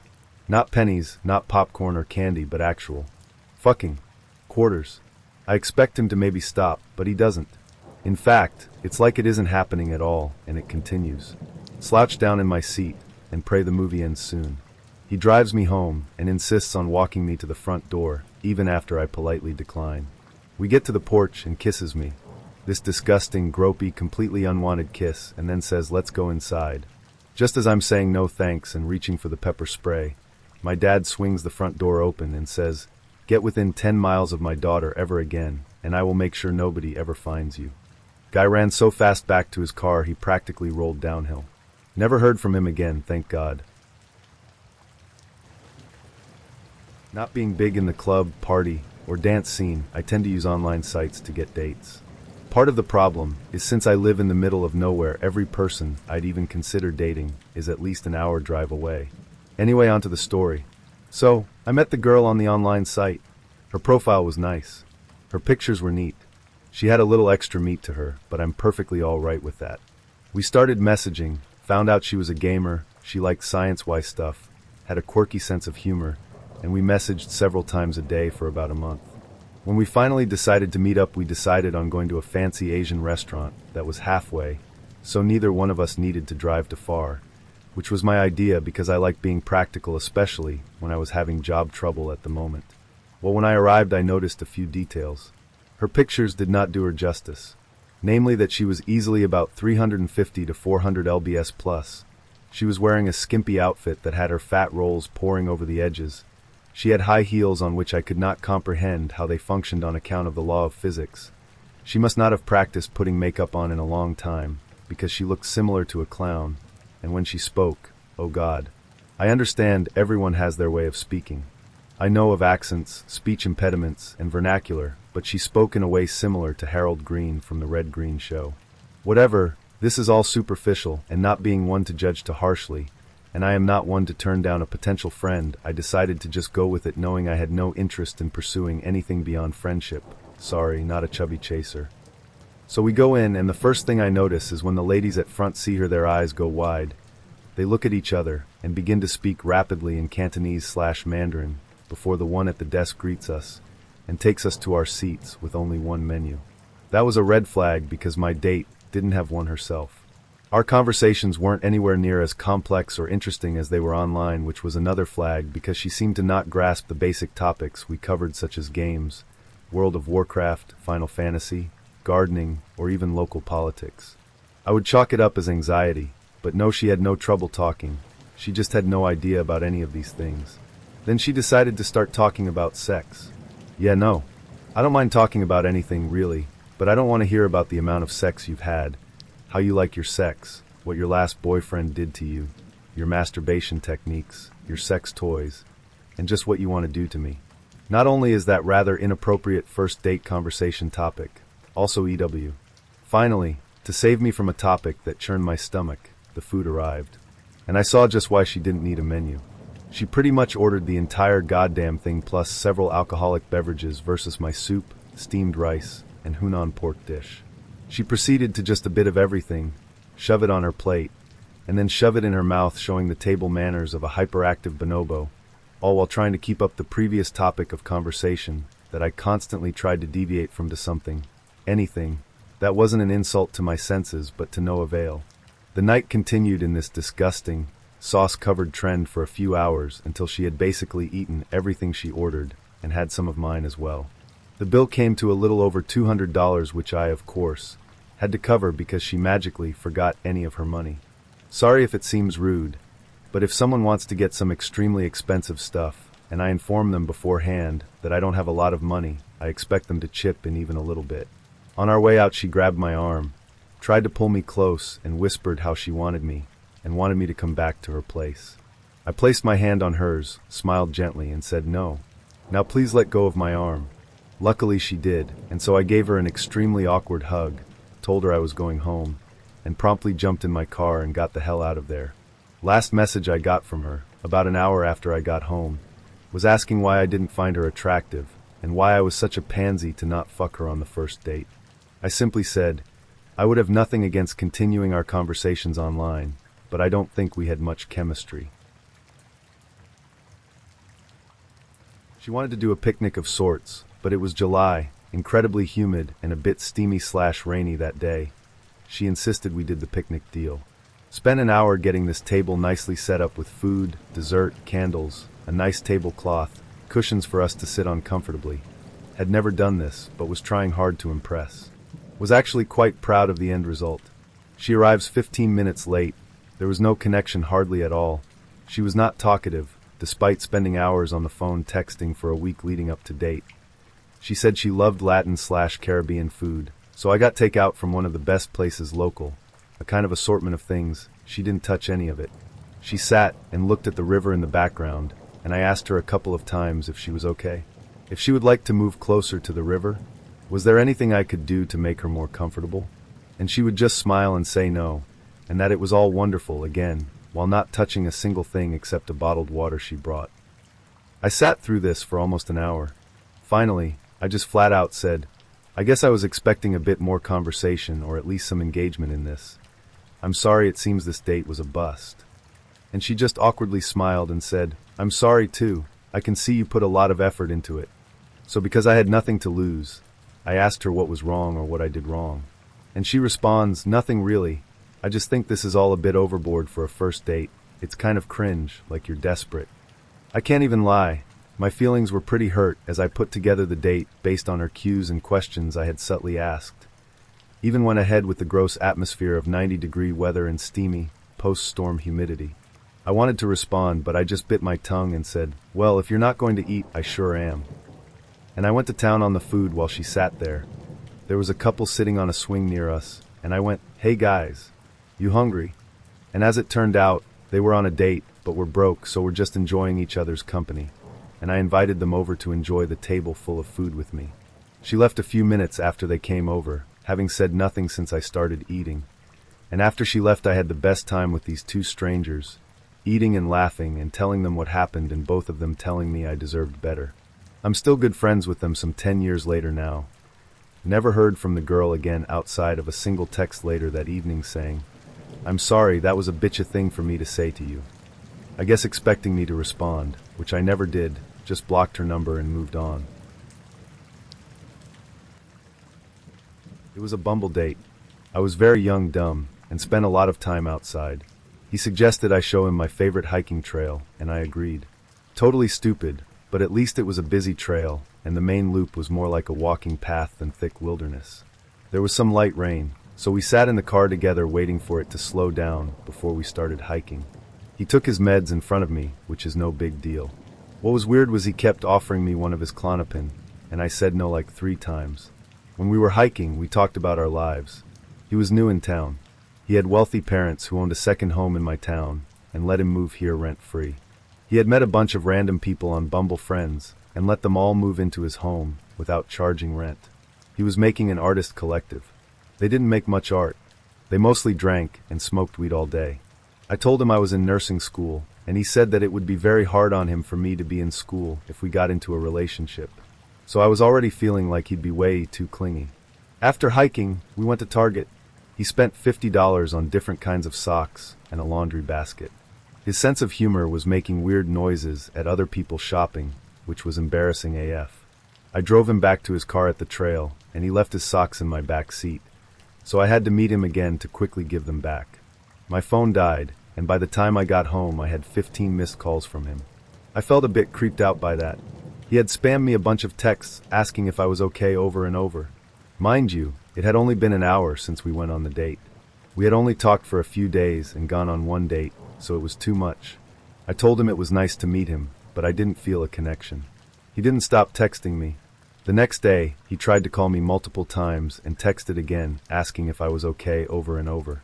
I ignored it. After a few days, he sent texts saying he had a dream I died, and it was so real he was looking for my name in the news. I didn't reply. He sent me a text that said, fine. This is how supervillains are born. Wild. I blocked him. Neighbor I'd known for a few months casually, just chatting outside the apartment. He asked me to go out dancing, at a well-known local place that was tons of fun. Of course I said sure, sounds fun. We were college students, only a few of us had a car. He was embarrassed that he didn't, but I said I didn't mind driving. I'm a grown version of a tomboy. I drove a pickup with a canopy, and he'd only seen me in work jeans, boots, etc. I wore a gorgeous black and white bustier, heels, had my hair up. His first words? "You're not wearing makeup." And he was actually angry about it. I laughed and said, "You aren't either." There was a moment. I could tell he was reconsidering the date, so I asked if he wanted to skip it. I wasn't pissed off, just trying to avoid an uncomfortable evening. He seemed to shake it off and said we should go. When we got to the club, a man was standing by his car with the hood up, so I pulled up next to him and asked what the problem was. He said dead battery, hoping someone would give him a jump. I said no problem, popped my hood, opened the back, and when I got back to the front my date had lifted the hood. I started hooking the battery following the directions, which apparently no male has ever done in all humanity, and it's always been fine.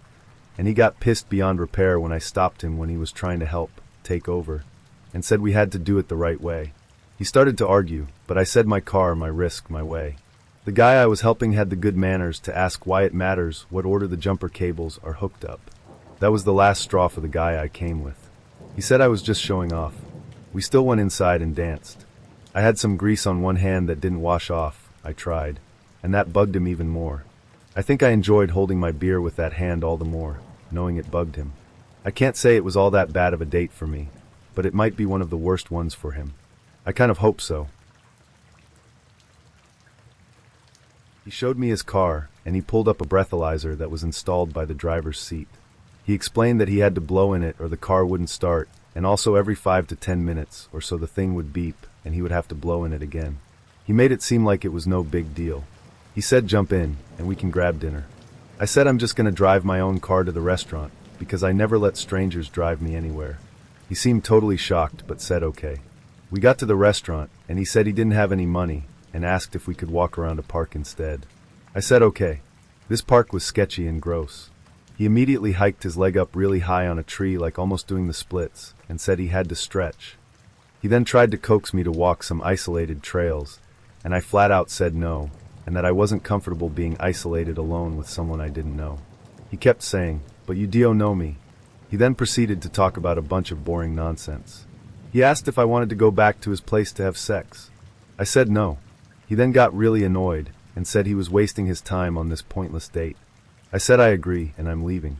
I started walking back to my car and he said, "Oh, I parked much closer. Let me give you a ride back to your car." And he put his arm around me hard and was basically making it so I couldn't get away.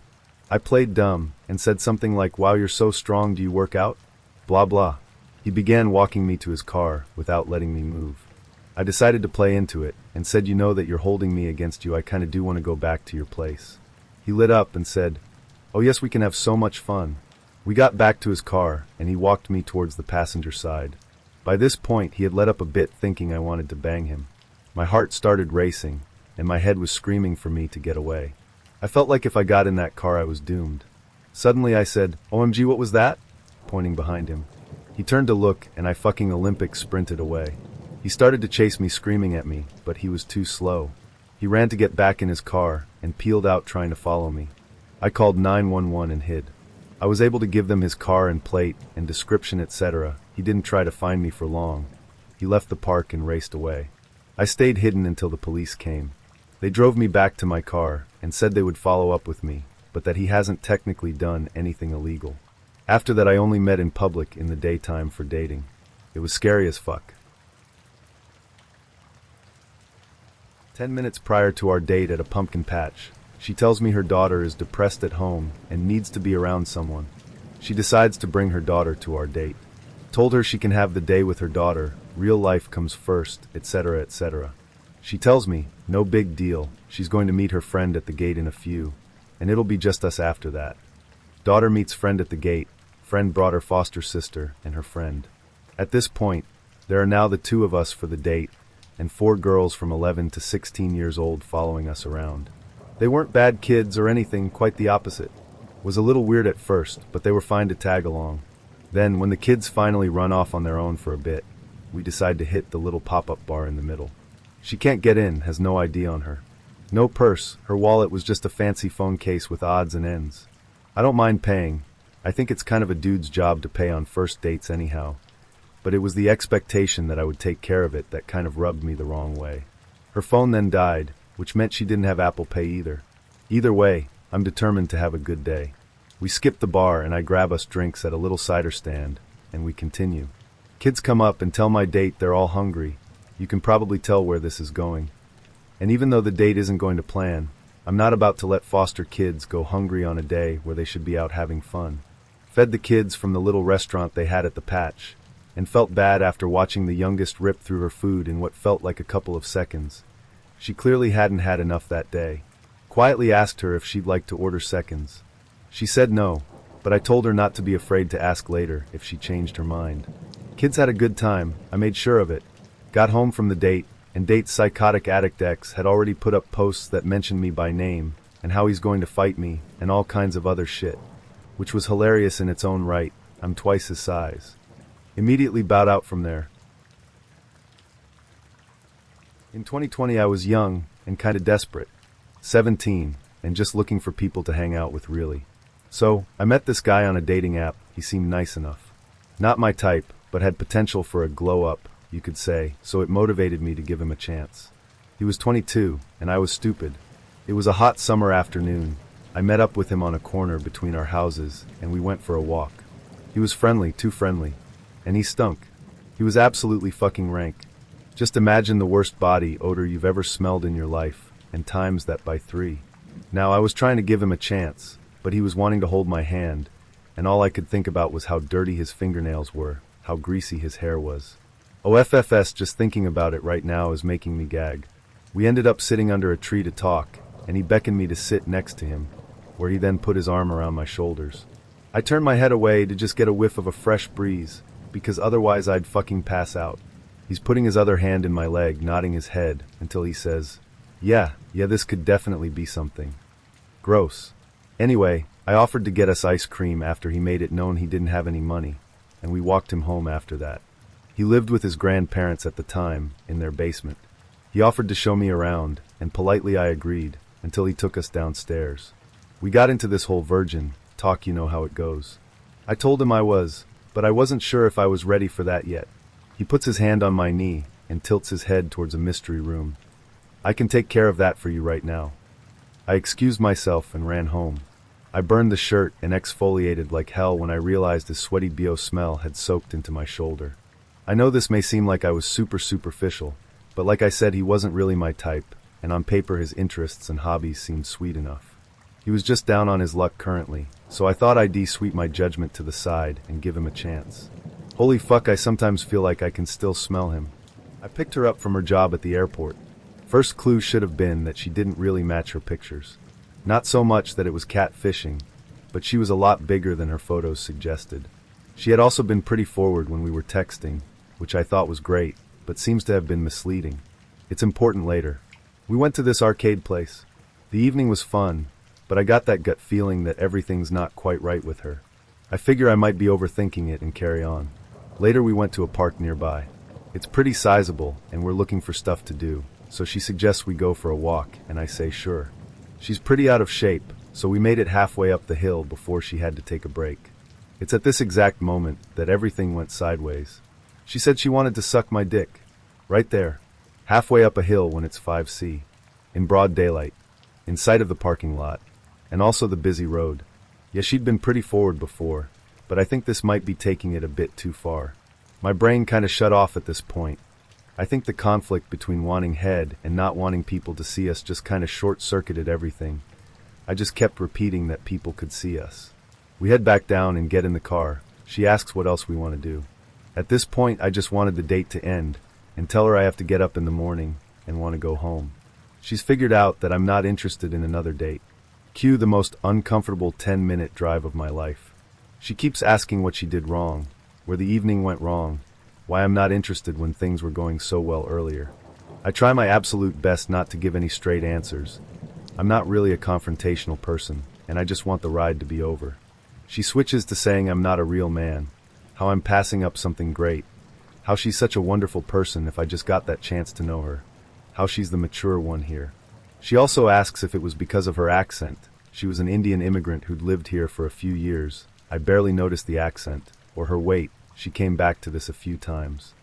Get back to her work, and she gives me another lecture on how great she is, and then makes me delete all her contact info, which I'm more than happy to do, and then says that it hurt that I did that, and she needs closure. It's been 10 whole minutes. I think closure takes a little longer than that. She texts me 5 minutes later with a giant all-caps paragraph. I mainly skimmed it, but the general theme was how much of an asshole I am, how I promised tonight would go great. I was trying to reassure her before the date when she said she was nervous. Lesson learned: don't make promises you can't keep, and that I must be gay to pass up a blowjob. 3 days later she calls me. I pick up the phone. It said no caller ID, so I figured there's a chance it could be someone else. And she asks if it's weird that she misses me. I hang up. Yes, it's weird. It's a first date. She tries calling again, and again after that. Haven't heard anything since, thank God. Back when I was about 20 years old, I decided to try my hand at online dating.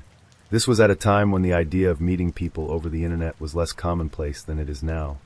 But I did manage to connect with a young woman who seemed, at first glance, like she might be a nice companion. She was tall and slender. She came across as being both fiercely intelligent and incredibly witty, and she wrote in a way that implied an appreciation for directness and rationality. She also had impeccable spelling and grammar, for which I have a somewhat unhealthy fondness. Even our interests were similar. Needless to say, I was practically smitten. The two of us exchanged about a dozen letters before deciding to meet in person, and when it came time for our date, I was feeling more than a little bit excited. If I'd known what would happen, though, I would have asked for the check with my meal. See, at first, we rehashed things that we'd already discussed, and that quickly gave way to new topics, one of which was childhood experiences, which is when things started to go off the rails. I can remember, she told me, going to McDonald's as a kid and ordering a Happy Meal just for the toy. Me too, I replied with a bit of embarrassment. Fortunately, I grew out of that compulsion. My date nodded her agreement. Yeah, I wouldn't even finish the meal. I'd take maybe 3 bites of the burger, leave the fries untouched, and then tell my mother that I was full. I never had a problem finishing my food, I answered. It wasn't the most interesting of conversations, but I was having a good time. Well, I grew out of it, said my date. I went through basic training when I was 18, and they forced me to always finish my meals. Now I can eat an entire Big Mac without stopping. Her eyes brightened, and she leaned forward. What's your favorite McDonald's burger? She asked. Now, I like a good burger. Hell, I love a good burger. A bacon cheeseburger with fresh, crisp onions and firm tomato slices might be my favorite meal. But as far as I'm concerned, McDonald's does not serve burgers. McDonald's sells copious amounts of salt and sugar that have been molded to look vaguely like a meat-based sandwich. I don't really eat at McDonald's, I said, but I do like... You don't eat at McDonald's? The urgency and the shock in my date's voice caught me off guard. No, not really, I said again. Not if I have a choice in the matter. This, for some reason, was the wrong thing to say. From that moment on, I was treated to nothing but averted eyes and monosyllabic responses. Each time that I tried to start the conversation back up, I found myself faced with a glare that would have made Medusa jealous. Even my attempts at finding out why McDonald's was so important to the girl were entirely fruitless, and by the end of the afternoon, I was worried that I'd somehow claimed to be a Nazi. The two of us parted ways immediately after the meal was over, without her so much as saying goodbye. I never heard from the young woman after that. The one email I sent, in which I apologized for offending her, but expressed my bewilderment as to how I'd done it, received no response. I've had people suggest that she was a stealth marketer of some sort, but that just doesn't seem right. Even so, sometimes I do still think of her when I hear that stupid jingle. Met a guy on a dating app. He seemed nice enough, a shy metalhead, a nerd, so just my thing. After some days of texting, we decided to meet up. I told him I needed to go shopping because I wanted a new outfit for my birthday, and he said he would be happy to go with me because he knows some cool stores. I was a metalhead too at the time, but quite inexperienced, so I thought this would be a good idea. I meet him, and he is at least twice the size that his profile pictures showed. I tried not to be judgmental, and still give him a chance. We walk Trough Town, talk a bit, he seems kind of nice, it's okay. I buy some clothing, all is well. He asks if he might join me, and my friends at the bar where I will celebrate. which is odd because it's a birthday party and I've only known him for a week, but I say that he can stop by if he wants, because there are enough people that it's not that much of a big deal, and I know nearly everyone there, so even if he gets creepy, all is safe. In the last shop, he suddenly tells me that he needs to buy me something for my birthday. I say that that is not necessary since we only know each other for a week or so, but he insists. I say I want a bracelet or something like that, because that's something that is not too expensive. He tells me he will get one for me, but he wants to choose because it is his gift to me. And then he gets me this necklace thing with a ring on the front. You know, this kind of thing that shows off that you are the submissive part in a BDSM relationship. He buys it, gives it to me, and tells me that I should wear it at my birthday party. I tell him why this is inappropriate. I'm not going to walk around showing off some kinks in a bar. I know everyone, and the bartenders are like my fathers to me. He tells me that this is obviously not a real thing because it doesn't need a key to open. It's just for fun, and you will look stunning in it. Well, with that, I already feel awkward enough to end the date and tell him that I want to go home. He asks me if I want to stay a bit longer and grab a coffee or something like that. I say no, I really want to go, it's getting late. After some more tries from him to get me to spend more time with him, I get free of him. So fast forward to my birthday. I hoped he won't show up, but he did. Tells me he is really sad that I didn't wear his necklace. Anyway, I have a good time talking with my friends, and my male best friend at the time starts a long conversation with that guy about some board game. I don't remember which it was. So I thought everything was fine and I talked to my other friends. Suddenly, the guy leaves. I'm pretty drunk by then, and don't really give it a second thought. An hour later I looked at my phone. There was a text on it saying, "I'm waiting outside. If you care about me, come out," from directly after he left. Thought he would be gone by now, and I wanted to go out to get some fresh air, so I went. He still stood there. After an hour. I'm really uncomfortable by now. He starts crying and telling me how his GF of 4 years cheated on him with his best friend, that he was suicidal, and that he really liked me, and it hurt so bad that I didn't spend time with him on my birthday, when 15 friends of mine were around which I've all known for years. I tell him that I'm sorry, but I don't think I'm able to give him what he wants. He says he will go home now, but I could come for Breakfast tomorrow. I tell him I don't want to. He tries to insist. He wants to make up for the drama he caused today. Said no again, walked back in, never heard of him again. This guy was completely creepy at the time. I mean, he was just a heartbroken guy with zero social skills. But still, this was for too creepy and cringeworthy for me. I went on a date with an insanely attractive girl I met on Tinder. First date was a coffee shop and quick chat. Not good but not bad. I enjoyed myself a bit, so I thought I'd give her another shot. Second date, she suggests we go grab a drink. I oblige her and take her to my favorite bar in my native Indianapolis. We both order vodka cocktails, the bar's specialty. So, I'm a slow drinker. I tend to drink maybe 1 to 2 drinks and call it a night. I've never really enjoyed the feeling of being drunk. I'm maybe a third of the way through my first drink when she's ordering her second. Later, when I finish my first and only drink, she's well into her third. 5 drinks, and close to $50 later, she's completely shit-faced and decides to ask me some very intrusive questions about my religious beliefs. Non-believer here. She then proceeds to chastise me quite loudly. Loudly enough that some of the bar staff and patrons are looking at us uncomfortably.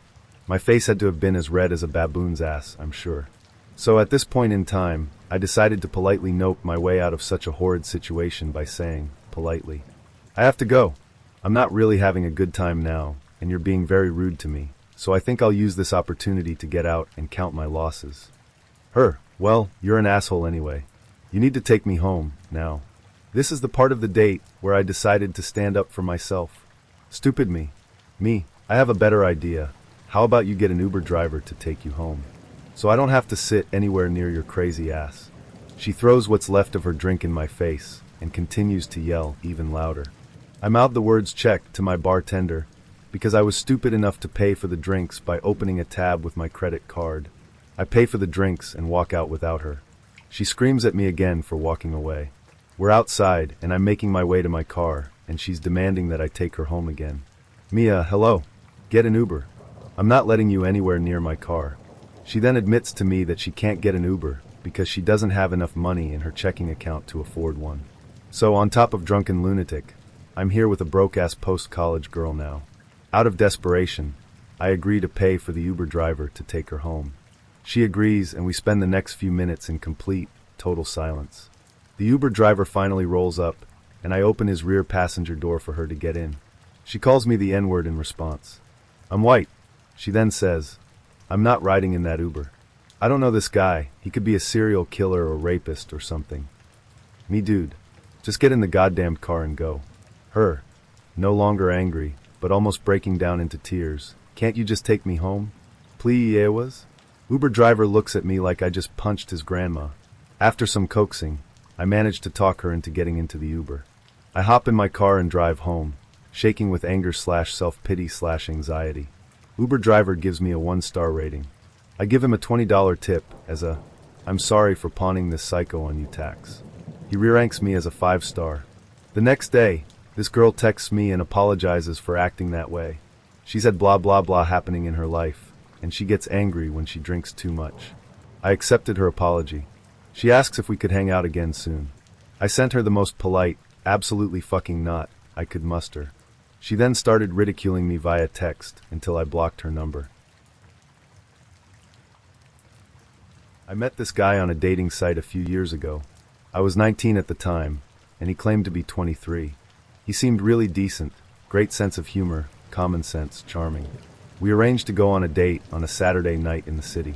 First warning sign, I showed up in high heels and a bodycon bandage dress with my hair and makeup done, and he thought showing up to a date in dirty jeans and an old scabby sweater, in mustard color and covered in holes, was acceptable. In hindsight, I should have just walked away before he spotted me, but at the time I decided to give him a chance, thinking that some people just aren't fashion conscious, and he might not have had the means to get his clothes looking nice. Second warning sign, as we're walking through the city to the restaurant, he tells me he has a confession to make. Turns out, he's not 23, he's 33. I should have spotted that he didn't look 23 in person, but I guess I was kind of shocked that he turned up looking like a tramp that I just didn't notice. Once again, I should have left. In the restaurant, I'm trying to make conversation whilst we're waiting for our food. If I didn't make conversation, he wouldn't have spoken much. Instead, he was quite content to stare at me. Just staring. The few times he does speak, it's to tell me how attractive I am, and that he likes my dress, but it would look a lot better on his bedroom floor. Third warning sign. He barely eats anything of his meal. He tells me he's not hungry, as he ate a Burger King meal on the bus ride over. This is despite the fact that we'd arranged to eat before going for drinks. Fine, I tell him, but I'm still eating my food. At the end of dinner, he insists on paying. I'm not comfortable with that. I'd much rather pay for my own food and he pays for his, but when he practically shouted at me to stop arguing and let him pay, I just sat back and let him. The part of town with the good pubs and bars is a 10-minute walk, across a bridge and through the old market square. I thought that walk was never going to end. Now, I'm from Norway, but I was studying in the UK at the time, and this city was a really old medieval city with twisting paths, little narrow streets, dark alleys, rickety old buildings, and lots of shady nooks everywhere. So you can imagine how uncomfortable I was walking with him, especially since the journey waxed mostly void of other people. This guy starts getting grabby. He keeps putting his hands on me despite that I've told him to stop. He's getting way too handsy, and he's practically trying to dry hump me. I keep telling him to stop, but at the same time, I don't want to upset him since we're alone, and he's much bigger than me. Then he grabs at the front of my dress, which was strapless, and yanks it down. I was braless, so he completely exposed my breasts, which he then groped at. I poked him in the eye and ran, no easy task uphill in high heels over cobblestones. He runs after me, grabbing at me and trying to stop me, but I keep pushing him off, whacking him with my bag and hitting at him. We're getting closer to the lively part of town, and there's a few people about who clearly see me fighting this guy off, but do absolutely nothing to help or intervene. I guess people assumed we were a drunken couple having an argument. Not their business. He's still grabbing at me and trying to wrestle me to a stop at this point. I see bouncers standing outside the nearest club. I give my dodgy date another shove and run for the bouncers. I latched onto one of them and clung onto him for dear life as I told him what had happened. My date had caught up to me, was shouting his head off, calling me a bitch and a slut, and saying that I owed him. The next thing I know, the bouncer is whisking me inside. He takes me behind the bar and tells the bartender to call me a taxi, and to stay with me until I'm safely inside the taxi. She stays with me in the back room until my taxi arrives, and she smuggles me out of the back door as my date is still out front shouting his mouth off. The next day, I take a thank you card and a big box of chocolates to the bar to thank the staff for helping me. The same bartender from the night before was starting her shift when I showed up. She tells me that the guys kept shouting his head off, calling me every name under the sun, and ranting about how I owed him a fuck because he bought my dinner. He kept trying to push his way into the bar to find me, and eventually one of the bouncers got fed up with him and knocked him out cold. My most unpleasant with Tinder experience was with a guy, and I'll exclude his name for privacy reasons. I was on Tinder in 2016 of October. Nothing in my life was going right, so what could Tinder do to ruin it or make it worse? Having an easy interaction, and maybe sex is cool, nothing else got me out of the house except work. And at the time I was smoking like a chimney and very socially isolated. I loved my coworkers and also disliked some. Days when I needed the good, I got the bad. Days when I couldn't handle talking to people, I got the good. My social life was limited, and it was okay to some extent. I liked Tinder on my lunch breaks because it was like talking to someone who would care to listen. Don't go grabbing tissues already. I enjoyed making small talk. Customers would rush me to make their coffee, and I get that. But I liked making connections with others. In this age, it's more difficult to make a human connection unless preceded by an internet one, it seems. So making and keeping friends is difficult. On Tinder, I could ask a stranger how he was or she was. We can talk about where I work and how I got a burrito for lunch. What kind of music we like. In relationships and friendships, there's a certain point where you stop asking each other. You feel like you know everything, or enough to keep having sex and eating pizza while not having a conversation. I like how Tinder gave me the high of what I loved about relationships, sharing and receiving information, without the commitment. Yes, I had commitment issues, but I wasn't outspoken about it. My lack of commitment and my childhood abandonment were two odds I didn't want to interfere, but evidently did at the worst times. I chatted up a guy, and he was good looking, or more so, average kind of good. We made plans to meet up, and I remember Ubering to his place, and we made nice small talk. We watched a movie I never got to see the ending of. To this day, I don't want to because of how it went after. He gave me ice cream, my favorite one, and I thought that was so dreamy. I wasn't catchy feelings, but I was more interested than not. We talked, and he kept complimenting my body, and etc., etc. I've received compliments on my body before by men, and to this day, I don't know how to react to it. It's a shame when a body can be sexy, but the brain with it was so socially awkward you can't accept the compliment. Welcome to my life.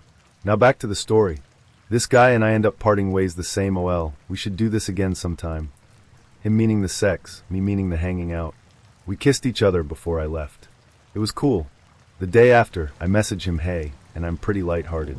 I forgot my favorite water bottle at his house. Yep, that's cliche, right? But this wasn't on purpose. I mentioned it to him and asked him to put it aside for me, and I'd be able to get it later in the week since I worked. His response? Yeah, you left your water bottle along with your dignity at the door. What the actual hell? This decent guy turned into a decent asshole. I didn't know how to react. Do I laugh it off? Is he kidding? I mean, we joked playfully before. He seemed nice.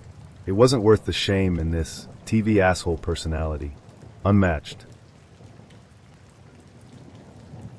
Date 1.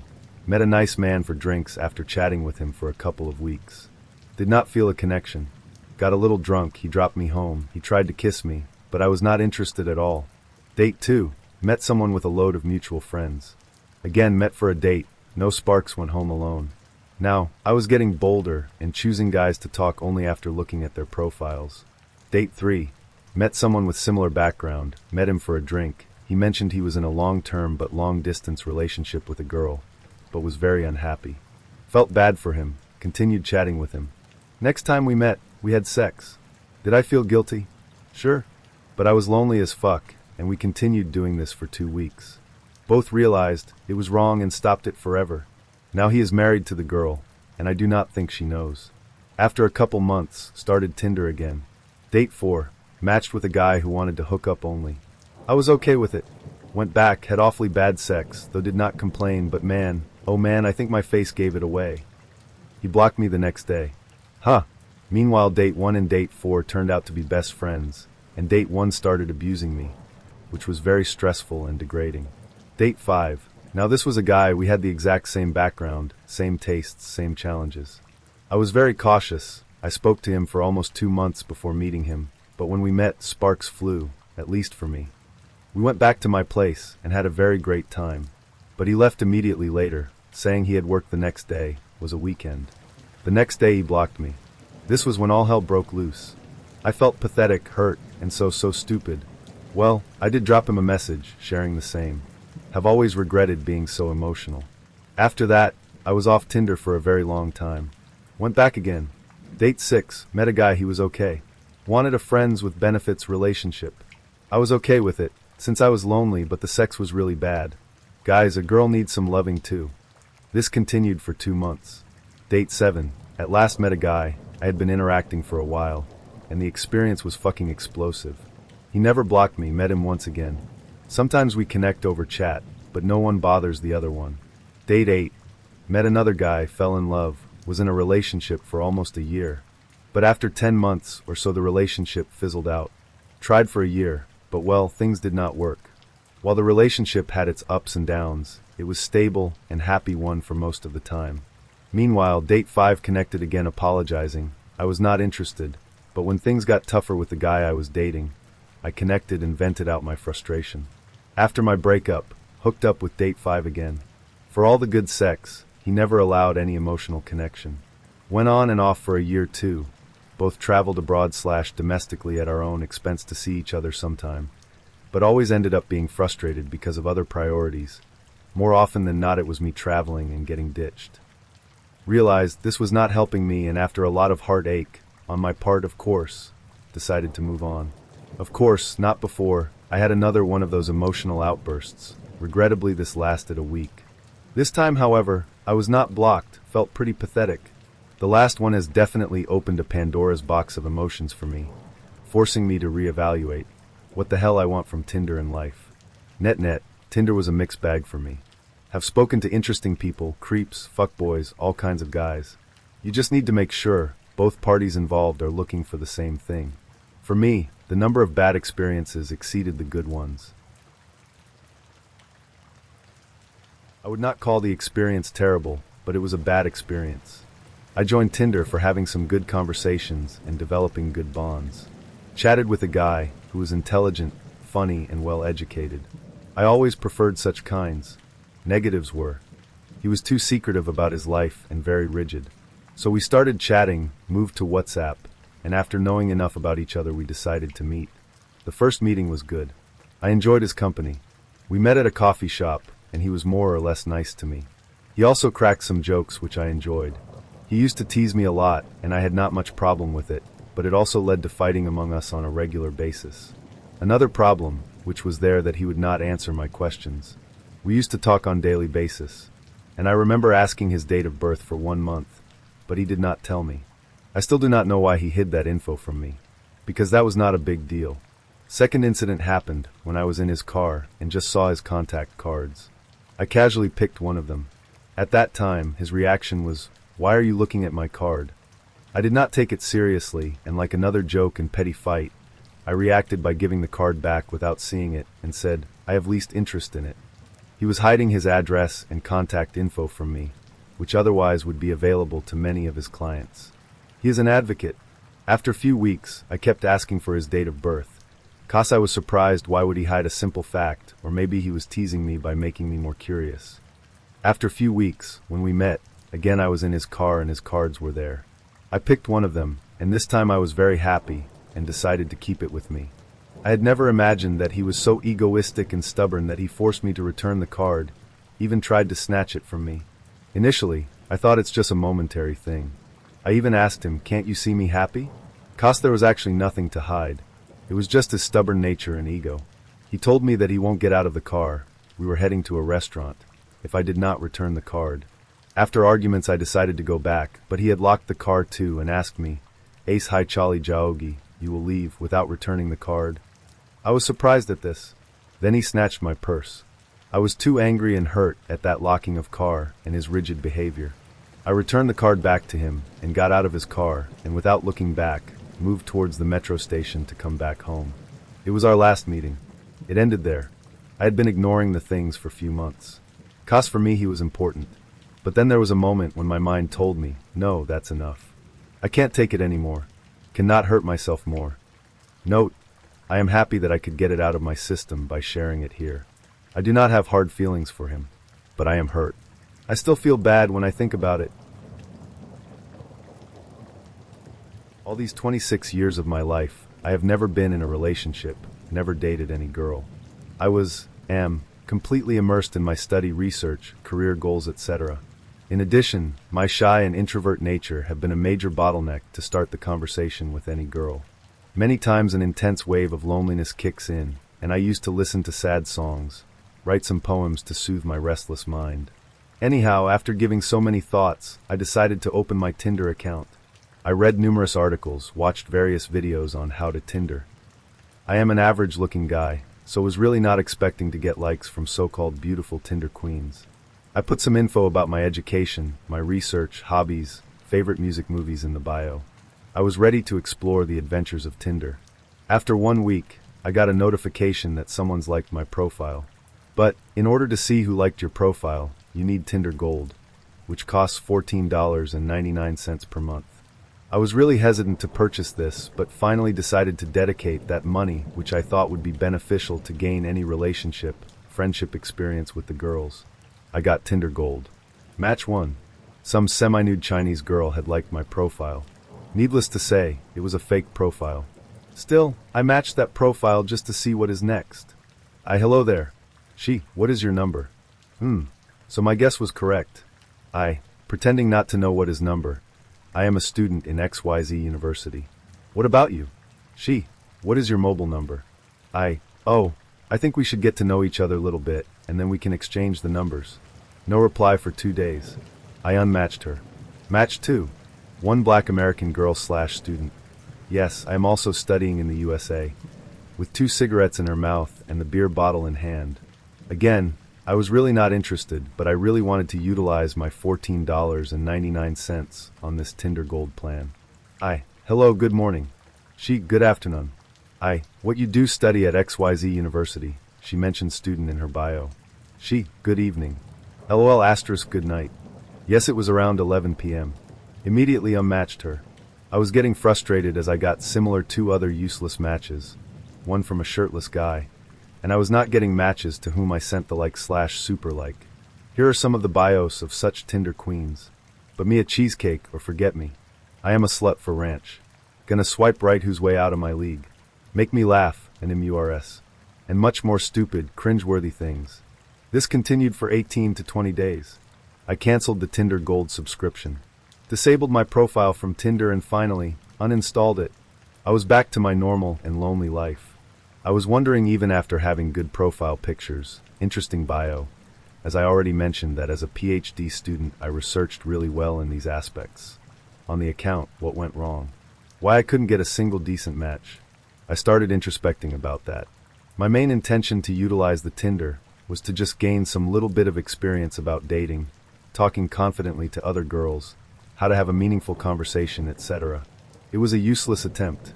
I wasted my $15. Actually, I did not. I got a good experience about how Tinder works by exploiting the single souls from that money. Now, I decided not to think about that experience and concentrate on my work, hobbies. From a young age, my biggest life goal was to get rich. My second biggest life goal was to find someone perfect and get married. I attacked each goal with zeal. However, goal 1 interfered with goal 2. When you're on the road all the time seeking wealth, you don't have the time to do anything but make meaningless, short-term sexual liaisons or fleeting romances with no holding power. I did get rich for a while, but at a great cost. I even met the perfect woman I should have married. But I didn't marry her, and that's a regret. But the desire to find that perfect woman became the great white whale of my life, and I pursued every possible avenue to the point of near mental illness. In one 18-month period, I dated almost 100 different women. I would ask out women in grocery stores, at parties, friends of friends. I didn't care. At that point, there was an emotional hunger that couldn't seem to be filled. I would date and discard, date and discard. I joined every sporting gig imaginable, from co-ed volleyball to biking to running to hiking. I went to concerts and charity balls and did the museum tours, watched opera in a tuxedo or ballet. I went to musicals and Shakespeare on the lawn, everywhere that women might hang out.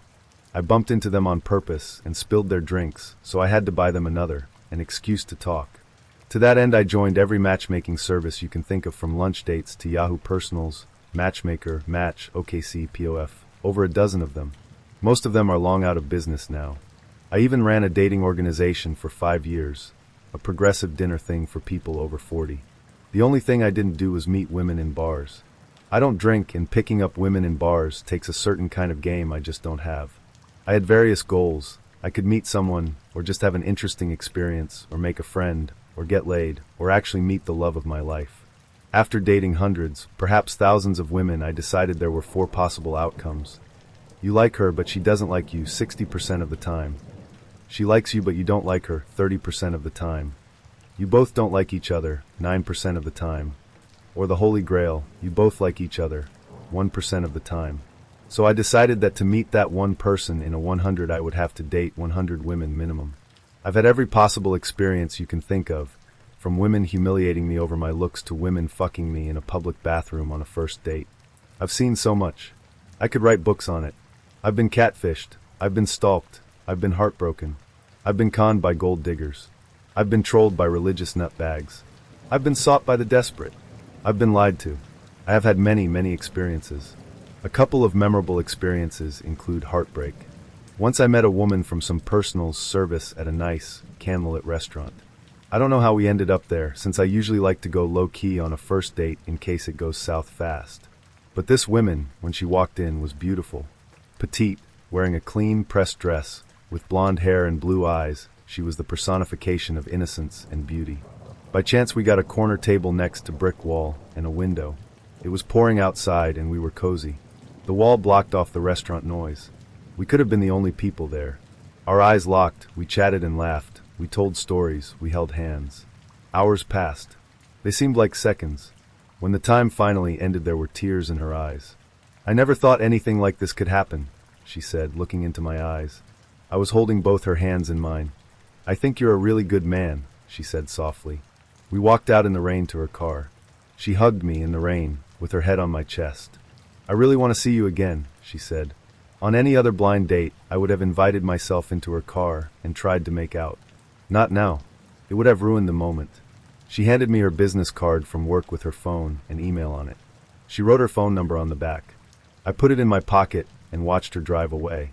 I thought, this is it. This is the one. My work has paid off. Rarely had I felt that way about a date. I went home and watched the clock until the next day, when I could call her. I wasn't playing the 3-day rule, where a man waits 3 days to call. She was the one. I didn't need to play games. I wanted it to be real. You can't say the wrong thing to the right person. So the next day I called her. The number didn't work. I emailed her. It bounced back. I called her on the office phone. She no longer worked there. It was a fraud. At the end of it all, it was some kind of fraud. I can't figure out how or why it was a fraud. I couldn't figure out what the con was, or the gag, or even the motive. Was it just for a free meal and drink? Was it just to hone acting skills? It all seemed so real. How could it have all been so fake? How could I have been so conned, so gullible? It was confusing and very disheartening. Of course, I never heard from her again. I attempted to track her down with no luck, on the off chance that there was some mistake, that she was still looking for me. But she wasn't looking for me. It was some kind of gag for her. That was pretty bad. I've also had bad blind dates. One I have discussed on Quora a few times, where the women looked me up and down, threw $20 on the table and said, with utter contempt, "This sure as hell isn't happening," and walked out. That was painful and humiliating. Even the waitress pitied me. Having the waitress see it was even more humiliating. I once met a woman through a personals on Craigslist who was 20 years younger than I was. I have written about this on Quora also. She stalked me for years. Even after telling her to go away, she emailed me multiple times a day, saying her piskik told her we would always be together. Once, I came home from work and found a pair of wedding bands in my mailbox. I had never told her where I lived. It took over 5 years to get rid of her. The scariest part is that she's a Harvard-trained medical doctor. I met a woman at Cafe Vittoria who was filling out a survey as we talked. After 30 minutes of drilling me with questions, she stood up and said, "You failed," and walked out. She left me with the bill. I met a woman I talked with for weeks online, who told me she loved the same things as I did: biking, running, hiking, adventure. When I met her at the bar of her choice, it turned out to be the scariest, most disgusting dive in a bad part of town. And she weighed well over 300 pounds. She was a liar. I excused myself to the bathroom and escaped through a kitchen exit. I was aided by a stranger who saw the whole thing and told me to run. Another time I was standing in the door of Cafe Vittoria, waiting for my date as crowds of people strolled back and forth. I picked her out of the crowd, and even as she walked towards me I said, "She wants to fuck." And within an hour we were rolling around in the back seat of my car. I don't know how I knew just from looking at her walking towards me, but I did. It was easy. I was amazed. Once I went on a hike with Blind Date up in the Blue Hills. I've also written about this on Quora. Halfway up I got the runs. I had to dash off deep into the woods to relieve myself and use my underwear as TP. Shaking in the legs, I returned to her. She was beautiful but looked annoyed. I was away a long time. I probably no longer smelled spring fresh. In any case, she was long gone after that, never to return. On a trip to the same place, I hiked up Blue Hills to the fire tower on top where this girl, whom I had never met, dropped her jeans in the top and ordered me to do it from behind while she looked at the scenery. Hikers milled around the bottom of the tower and could have come up any time. She liked the risk. We did this a couple of other times, but she disappeared. Once on Quora, a man wrote a story of a fellow who spent his whole life seeking the perfect woman. On his deathbed, he was asked why he never found her. "Ah," he said, smiling feebly, "but I did find her. She wouldn't have me. She was looking for the perfect man." So much wisdom in that short story. There is no perfect. When it comes to dating, the best is the enemy of the good. If you're always looking for greener grass, you'll never find it. You have to know when what you have is good enough for you. It's not settling. It's knowing that there are no perfect people or situations, and that everyone is unique and has a story. You can learn something good and even important from everyone you meet, even the 300-pound woman in a dive bar in Quincy. We're all people. We all deserve to be treated with respect and dignity. We all deserve honesty, even if that honesty is painful, rather than cowardly ghosting or abandonment. Everyone has an ego. Everyone can be hurt. It's easy to get a date. It's hard to make the date stick. The adage of the movie, Next Stop Wonderland, is true. The magic isn't in what gets you together. The magic is in what keeps you together. Perhaps there's still hope for an aging bachelor then. I had just gotten out of my first marriage, a 20-plus year marriage that was actually over long before it officially ended. In fact, it was the Saturday after I had received notice on Friday that my divorce was final. I made the decision to sign up for an online dating site. Since I was 55 at the time, I chose the site ourtime.com. I actually went out and bought a camera to connect to my computer to get a few pictures for the site. I think I spent almost an hour trying to get a good picture. Finally, I got one that I thought was okay and created my first ever online dating profile. The first few days I got a few responses. At the time, I was living in a small, rural community, so there were just not that many people close by. But I found one person who seemed nice. She lived in Irving, a suburb of Dallas, and a little over an hour drive from me. We exchanged a few messages online. Actually, I was really inexperienced at dating and knew nothing at all about proper online dating etiquette. So, when Gina sent me a message, I would wait a day or two before responding. I did not want her to think I was a creepy stalker. As a result of my ignorance, it took almost 3 weeks of back and forth, or rather wait, and forth, before we scheduled our first date. But we met for dinner on a Sunday night and hit it off really well. I thought Gina was one of the most beautiful women I had ever met. She was intelligent, witty, fun, and interesting. I wanted to see her again, and really soon. One of the problems, though, was our work schedules. I was in the midst of a really intricate and busy project with a client in the Eastern Time Zone, which meant I needed to be at my desk and ready to work by 6:30 my time, Monday through Friday. Gina's office did not open until after 9 o'clock, and her work days were Wednesday through Sunday. When we planned our second date, we planned it for a Monday night. When that Monday arrived, I was completely swamped at work and knew that Tuesday was going to be even worse. I got a message from Gina questioning my sincerity and expressing reservations about our date. For strictly work reasons, I also had reservations about our date. I took the opportunity and canceled. Now, my plan was to wait 2 weeks. I have no idea why I choose that time frame and try to reconnect. I really liked Gina and really wanted to see her again. So, I am home alone on Friday night. I am thinking about Gina, how much I would like to call her, how I hoped we could have a second date and see if the sparks were still there. But, in my mind, I have to wait at least a few more days.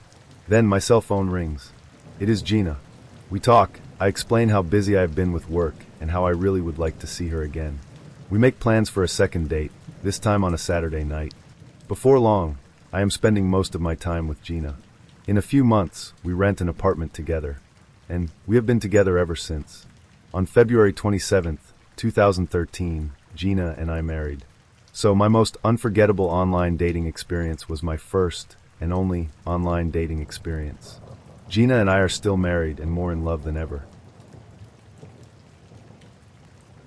Not good.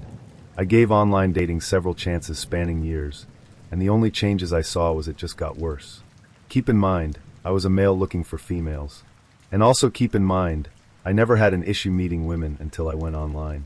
To be fair, I tried most platforms at various times, some more than once.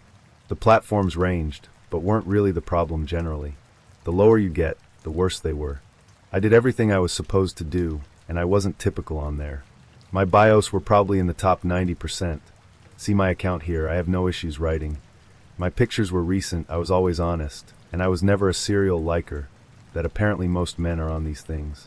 I was selective, but open and reasonable. Not to sound arrogant, but I know more than half the women who never responded to me would have probably liked me had they given me a chance. But as a guy on these things, I'm just one of hundreds of profiles that liked or messaged a female at any given time, so I don't exactly blame any of them at the same time. While women have that advantage, it isn't all that it's cracked up to be. And in all fairness, a large percentage of men give the good ones a bad name. Both sides have issues. Communication, or lack of it, was another issue all around, and is sadly a dying art. But it is what it is. I've written about that enough times on here. The only good that came from it, believe it or not, was sharpening up my knowledge of scammers/ghosters/catfish, write up about the various platforms, and to be able to write about some of the experiences/platforms on here. I guess you can say any experience, good or bad, is an experience. In some cases, I've helped some people out in different ways, though it's mostly to identify scammers. I did entertain myself sometimes with some of the scammers, so there was some cheap entertainment right there. I was going to write a massive article about all the platforms, but deemed it to be a waste of time since things are always changing. Another decent thing was going on some dates.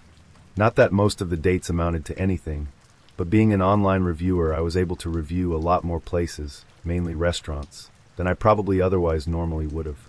I know some people personally that have met their person through online dating. The issue was that was 10, 15 plus years ago. I know of no one personally that has had any real success with online dating in recent years. I do think at one point it was a viable option, but it changed for the worst as time went on, and by the time I got to it, it was probably largely a shell of what it used to be. So to sum up my experience, it was one of the most demoralizing and demeaning things I've ever done, and in the end, it was a large waste of time. I will never do online dating again. It's horrid. I believe I was catfished by a creepy businessman. I spent some time casually on Tinder for a while. I met some nice people, shockingly. Went on hikes, out for coffee, dinner, music festivals, and never slept with any of them. Crazy, right? There are cool people online who don't just want to screw other people. Anyhow, there was this one guy who desperately wanted to meet up at a bar sometime. First red flag was that he was insanely good looking and wore expensive designer clothes. And while I think I'm reasonably attractive, he was still much too pretty. It struck me as odd that he was looking for a hookup, but yet was totally fine to meet up for a drink and just chat. All his photos were selfies, not modeling shots, and they all seemed consistent with being taken around the same time, so I figured meh. Why not? He asked to meet up at around 4:30 p.m., which was extremely early to be meeting at a bar. Oddly, I found this comforting as it would be daylight and the bar would be empty. I arrived on time, it was raining, and I entered the bar to see 2 tables occupied and a friendly bartender asking me what I wanted. Immediately I felt eyes on me, the hairs on the back of my neck stood up, and I casually looked over my shoulder. At one of the occupied tables sat 4 overweight businessmen, and one of them was staring intently at me. Weird, but whatever. My phone bings. Hey, 15 minutes away, sorry traffic. I reply, "No problem, just waiting inside." I connected to the available Wi-Fi and sat down. Immediately his status updated. Jack is less than 1 kilometer away. Huh, that's weird. Probably just a Tinder glitch. I can't imagine the location is super accurate. If he's 15 minutes away, he's definitely still on the highway. 15 minutes went by, then 20, no reply from him. I got up to look outside, and when came back and I saw the same businessman approaching me with his phone in hand. "Hey, you look like you are waiting for someone. Can I buy you a drink while you wait? My friends would be happy for you to join us." Reading this, it probably doesn't sound all that creepy. It's possible he could be asking because I'm there alone and clearly bored. It still gave me an uncomfortable feeling. His friends looked over and gave me a thumbs up. The guy was in his late 50s and I was 24. He also reeked of stale cigarette smoke and stood far too close to me. It was uncomfortable, but not quite enough to cause suspicion. I was about to say no, but thank you. But what he said next was really what set my radar off. "Come join us, we'll look after you." Young guys can never show up on time, can they? Always gotta rely on the older men. I froze. How did he know I was meeting a guy? And not a female friend? Or a group? My heart started racing, but I smiled and said, "Actually, my ID is still in the car, I'll go grab it." He said he'd order me a drink, and I left, and immediately hopped in my car and waited, watching the bar door. A little less than 3 minutes went past, and the guy came out and looked around. 2 minutes later they all came out, got in his 2001 Mercedes and left. I still had Wi-Fi, and I refreshed Tinder. Jack is less than 5 kilometers away. Jack is 15 kilometers away. Jack is 22 kilometers away. It's now 1 hour since Jack last messaged me. My phone buzzes. I've just arrived, and am sitting at a table now. Have I been stood up? Winky face. I was still sitting outside the bar in my car. No one had gone inside, and no one had come out. I reply, "I'm still here actually. Where are you?" And that was the last I heard from Jack. I don't know for certain whether those guys were luring young women into their group for drinks, but my intuition told me something was off with them. I had menial conversation with someone on a dating app who kept trying to meet with me. He was 2 hours away, so the timing was never right, and as such was not really a big deal to me. That would end up being a good thing. I sat in the restaurant with my friend, as my flight was getting ready to leave in a few hours. I was finally getting ready to try the local pizza and pub joint that everyone, including that guy, recommended. As we sat there waiting for our food, I felt someone's gaze on me. It was an intense stare that I could feel and see out of my peripheral vision. I didn't understand it, as he was there with his wife and daughter. He was being so obvious in his staring that it was a tad disturbing. When they finally finished their meal and was leaving the booth, he stared hard at me once again, as if he was almost willing me to notice him. I asked my friend if she noticed him staring. She said it was odd. My text notification dinged and the guy said, "I see you finally made it to get pizza." I asked, "Were you here? Why didn't you come say hi?" He replied, "I was leaving and didn't want to interrupt. You're even prettier than your picture. That doesn't usually happen." I replied, "Thanks." I told my friend about the text. She sat wide-eyed looking at me. I bet that was the guy in the booth next to us. That is why he was willing you to make eye contact with him. What an ass. He was on a dating app with a wife and kid. He did not look like his picture, which is why I didn't recognize him, as he had noticed me.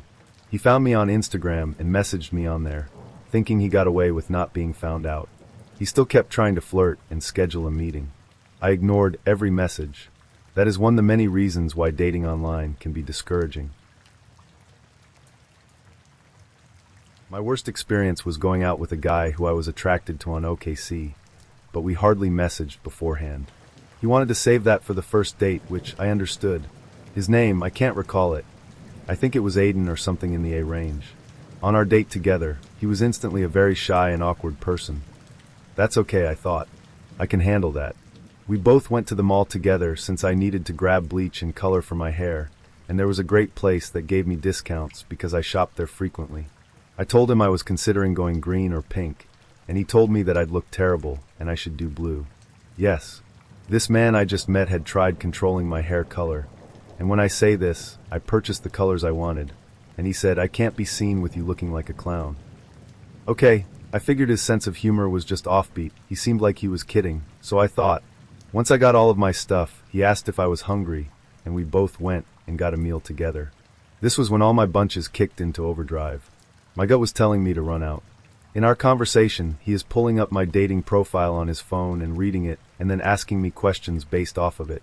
He asks me my political views. I politely decline and say I don't like talking heavy on a first meeting. I like Trump. I bet you enjoy Bernie, huh? This was the election period, and then he gave me a speech about how Bernie Sanders would ruin this and that, and it was entirely uncomfortable. Did he care? Not a bit. I accidentally ate meat product that time, before I was vegetarian, and it was during Lent. I told him, oh no, I wasn't supposed to eat meat today, it's Friday. And he said religion was stupid, and only idiots believe in religion. I told him that I didn't appreciate him saying that, and then this begins the argument. So if you're Catholic, how are you bisexual? Because I like men and women. So you've been with both? Yes. Like truly? Yes. So you aren't a virgin? Why are you? I've never had a girlfriend. I can see why. Okay, that's not a bad thing, we're young. 18, 19 at this point. How many people have you had sex with? I don't want to answer this question. It's making me uncomfortable. Tell me. No. I don't mind lesbians, but I hate gay men. Okay, I've had it at this point. Why? I don't have anything against you. Men are just wrong. I have friends who are gay, and I can't sit here and listen to you talk like this and continue our date on these terms. It was a bit of back and forth, and I left soon after. He tried following me in the parking lot, and I wouldn't allow him to drive me home. He texted me that evening saying he had a great time, and I ignored his messages that followed days after before blocking him. This is a snippet of our conversation. He also insulted women who sleep around, people who date under 18, and an array of insults saying I wore too much makeup and that he isn't a guy who only wants sex. I'm not like other guys. Yeah, you're worse. This guy was a total jerk, and he would find many ways to make me feel bad, and he'd get a rise out of it. He knew more about me than I did about him, and this was a big mistake. It was probably one of the worst mistakes I've made, sitting there when I knew I should have walked out sooner. Luckily, he didn't live too nearby where I lived in Utah, so he wasn't able to run into me again unless he tried. The most terrible experience I made on a dating website was getting involved too quickly and too soon with one of the men I had met on the site. He seemed like someone I could trust. He seemed a lot like me, white-collar professional, normal, steady. Everything looked great on paper, on screen, which is fine if you're interviewing a new employee. But even prospective hires need letters of recommendations and background checks. It was my first online dating rodeo, in case that's not evident. If he and I'd had mutual friends and acquaintances, my educated guess is that I would not have gone out with him a second time. If even a first, because one of those mutual friends/acquaintances would have cautioned me off. I have a strong hunch they would have said, look, he's a fun, easygoing guy and fine if you just want to kill time, but not someone to take seriously. I would have taken that to heart. Reputation matters quite a bit to me, and I like to think that my own is above standard. The biggest hazard of the online method of meeting prospective partners is that they really are complete strangers, just like people you meet in bars and clubs, absent the alcohol. They have no third parties to vouch for their integrity, character, and intentions. Think about it. In real life, we are introduced to new people through our extended social circles, friends, workmates, community members, etc. If somebody has a shady reputation or outre ideas about relationships, you hear about it through the grapevine. You definitely know pertinent details about them like, oh, they're married with 3 kids or cheated on their last partner. Stranger danger is not something you need to worry about when you meet someone in the real world who is connected to people you already know. There have been many times when I expressed interest in a guy only to have someone in my social circle warn me, don't date him, girl. Because, insert dodgy tidbit of info here. Dating sites can be a great way to meet the love of your life. I cannot write them off just because they didn't work for me. But these relationships, I believe, must go very slow and take a lot more time to build trust. There must be added rituals of proof. What do their friends and family report about them? What about their workmates and former partners? You just need far more time and information, and I failed miserably, having not done my due diligence. I should have hired a PI to compile background information on the guy beforehand. Because I wasn't just hiring an employee. I was looking for someone steadfast who I knew I could trust to be my wingman. Lesson learned: verify, then trust. I had just broken up with someone who wanted only a warm body to ease her rebound from breaking up with her ex. while I wanted more of a committed relationship. So suffice it to say I was a bit lonely and looking for someone more on the same page. I reactivated my OkCupid profile and resumed the search. She messaged me, which is a bit out of the ordinary, but hardly a red flag to me. I was of course thrilled. Her profile indicated she spoke a ton of languages, was in a PhD program, and liked motorcycles. She overall seemed like someone brilliant and eccentric. She was also quite attractive and lived very close by. Her first message to me: "Why are you so gosh darn beautiful?" So we chat for a while. Dude, she was smart as hell, and I was very interested, and phone numbers get exchanged. One cold evening in December, I hunkered down to write a final project due in 18 hours. I pop an Adderall and get to work. On one of my breaks, she gives me a call, and we chat, and all of a sudden, she starts questioning me about every tiny detail on my profile in a very accusatory tone. Of course, since I was under the influence of a medical-grade stimulant and am an anxious individual at even the best of times, my anxiety spiked, and I had to stop the conversation, apologizing profusely. I was not in the best mental state at the time, of course. Maybe I overreacted. But her response? For the next week, she would call me nonstop. My phone would not stop vibrating. She literally kept dialing and redialing, as though she were hovering over the phone and waiting for the call to hang up so she could redial again. I had to shut my phone off, because every time I blocked her number, it would work for about half a day before she started calling me from a different number. Her last message to me: "Answer and speak or I'll kill you." Yes, she threatened me and ended it with a hard emoticon. The universe could have undergone heat death and collapsed back into a primordial singularity, and I would not have been able to go nope nope nope enough times to express my feelings about the whole situation. Fortunately, the next time I tried OkCupid, I found a wonderful, loving, and most importantly non-crazy person with whom we enjoyed a few months of joy and growth before we had to break up because of life circumstances. I had many experiences on dating sites, a few weird situations here and there, the odd catfish, but most of them pretty good. This one is still quite fresh, but it has been by far the worst experience on a dating site, and it has left me sick to my stomach. It's a lot to read, so sit down with a hot cup of tea or whatever preferred beverage.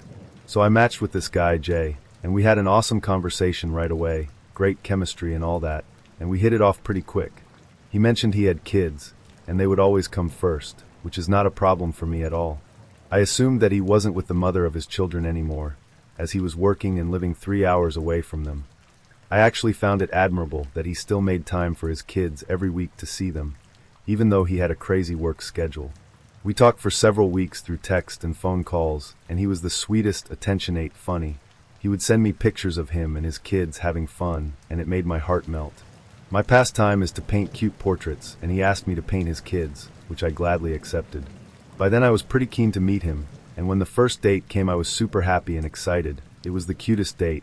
We played some board games in the car and ate popcorn next to a lake. Talked until late together in the car. While we were talking, his phone was pinging quite a lot, and at one point he reached to look at the messages. And I didn't mean to glance, but the corner of my eye caught a text message from Princess. The girl in me of course was alarmed, but hey, I thought, we are only on the first date, and we haven't known each other for so long.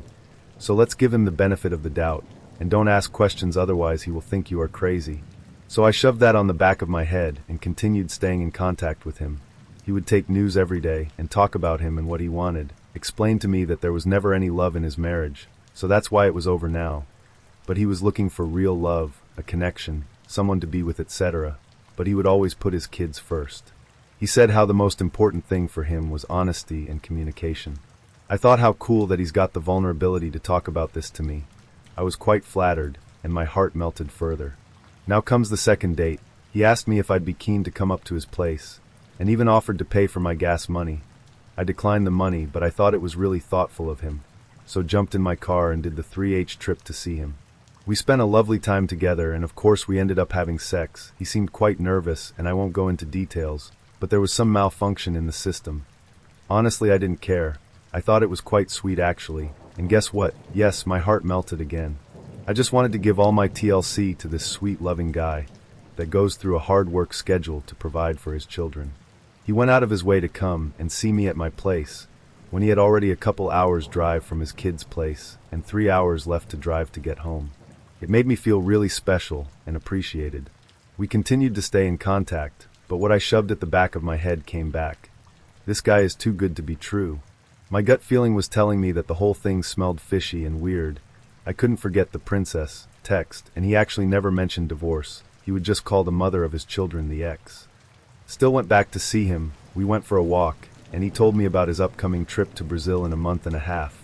And I thought that it was so good for him to get some time for himself for once. We went to the post office to renew his passport and all that stuff. He opened up about his situation, how he was actually currently in the process of divorcing his wife. I thought that it was very strange he didn't mention that before, but thought that hey, fair enough, it's a quite difficult subject to talk about. When we were back in the car, I had his phone in my hands to choose some music, and bing, comes a message from a lovely-looking girl from Instagram. Hey babe, I hope you had a good rest. That wasn't his ex-wife. My heart just skipped a beat, and I went cold. He noticed, and asked what was wrong, what he did wrong. I couldn't get a word out of my mouth. Now guys, you are probably going to tell me, hey, he never promised you anything, which is true, but I can't help it, I'm a girl. It is imprinted in my genes, I guess, but I just want to be loved and cherished. So when we came home, I was quite emotional, and I told him that okay, he didn't promise anything, and it hasn't been so long we've been dating. But if his thing is to have several girls in his life, great for him. I'm not there to judge, but it's not my thing and I don't want to be a part of it. I told him that this message reminded me of a very bad memory from when I found out my first love cheated on me. He looked at me, and he was very understanding. He told me that he wanted to fix this. He would delete the girls that were talking to him. I told him it wasn't my point. If he is involved with those girls, I can't stop him from doing so, but I can stop myself from seeing him. He looked at me in the eyes and told me how he was someone that wanted just one person in his life, and that he was seating next to her right now. I wanted to believe him, so I did. He sounded so genuine. Later on in the evening, I still saw a message on the corner of my eye to Princess about a renewal of something, but my stupid ass just ignored it and thought he was probably calling his daughter like this or something. If you are still reading me, we are now close to the end of the story. I was trusting and happy to go see him again a couple of weeks later. So I did, and when I came over he wasn't there, but he had left the door open for me. He was still working at some friends, so he wouldn't be back for about 3 hours. I made myself comfortable, went to take something in the fridge, and then I saw on his calendar, only a month and a half until I can see C. Right away all the dots connected. We girls are pretty nifty at finding out who is who, and it was fairly easy to find out that C lives in Brazil, and is the one that sent the, hey babe, I hope you had a good rest message. I'm also pretty sure that she was the princess contact on his phone. They were talking about the passport renewal. Funny enough, she looks like a more beautiful version of myself. I was extremely disappointed, so sent him a message to tell him I saw the calendar and connected all the dots, and that I understood he was going to see someone important to him in Brazil. But I was sorry, I couldn't go further in this, as I've been quite clear that it's not my thing to share. I was packing my stuff back and searching for a hotel room when he answered back. He told me I was right, and he was sorry, he had been selfish, but we could remain friends if I wanted. Then something about how I deserved better and whatnot. I didn't answer back. I thought, how can I be friends with someone that lied with such ease? And if he lied about this, maybe he is lying about the divorce? I don't want to be friends. I went up in the room to gather the rest of my stuff and noticed the envelope that I used to give him the painting I did for him.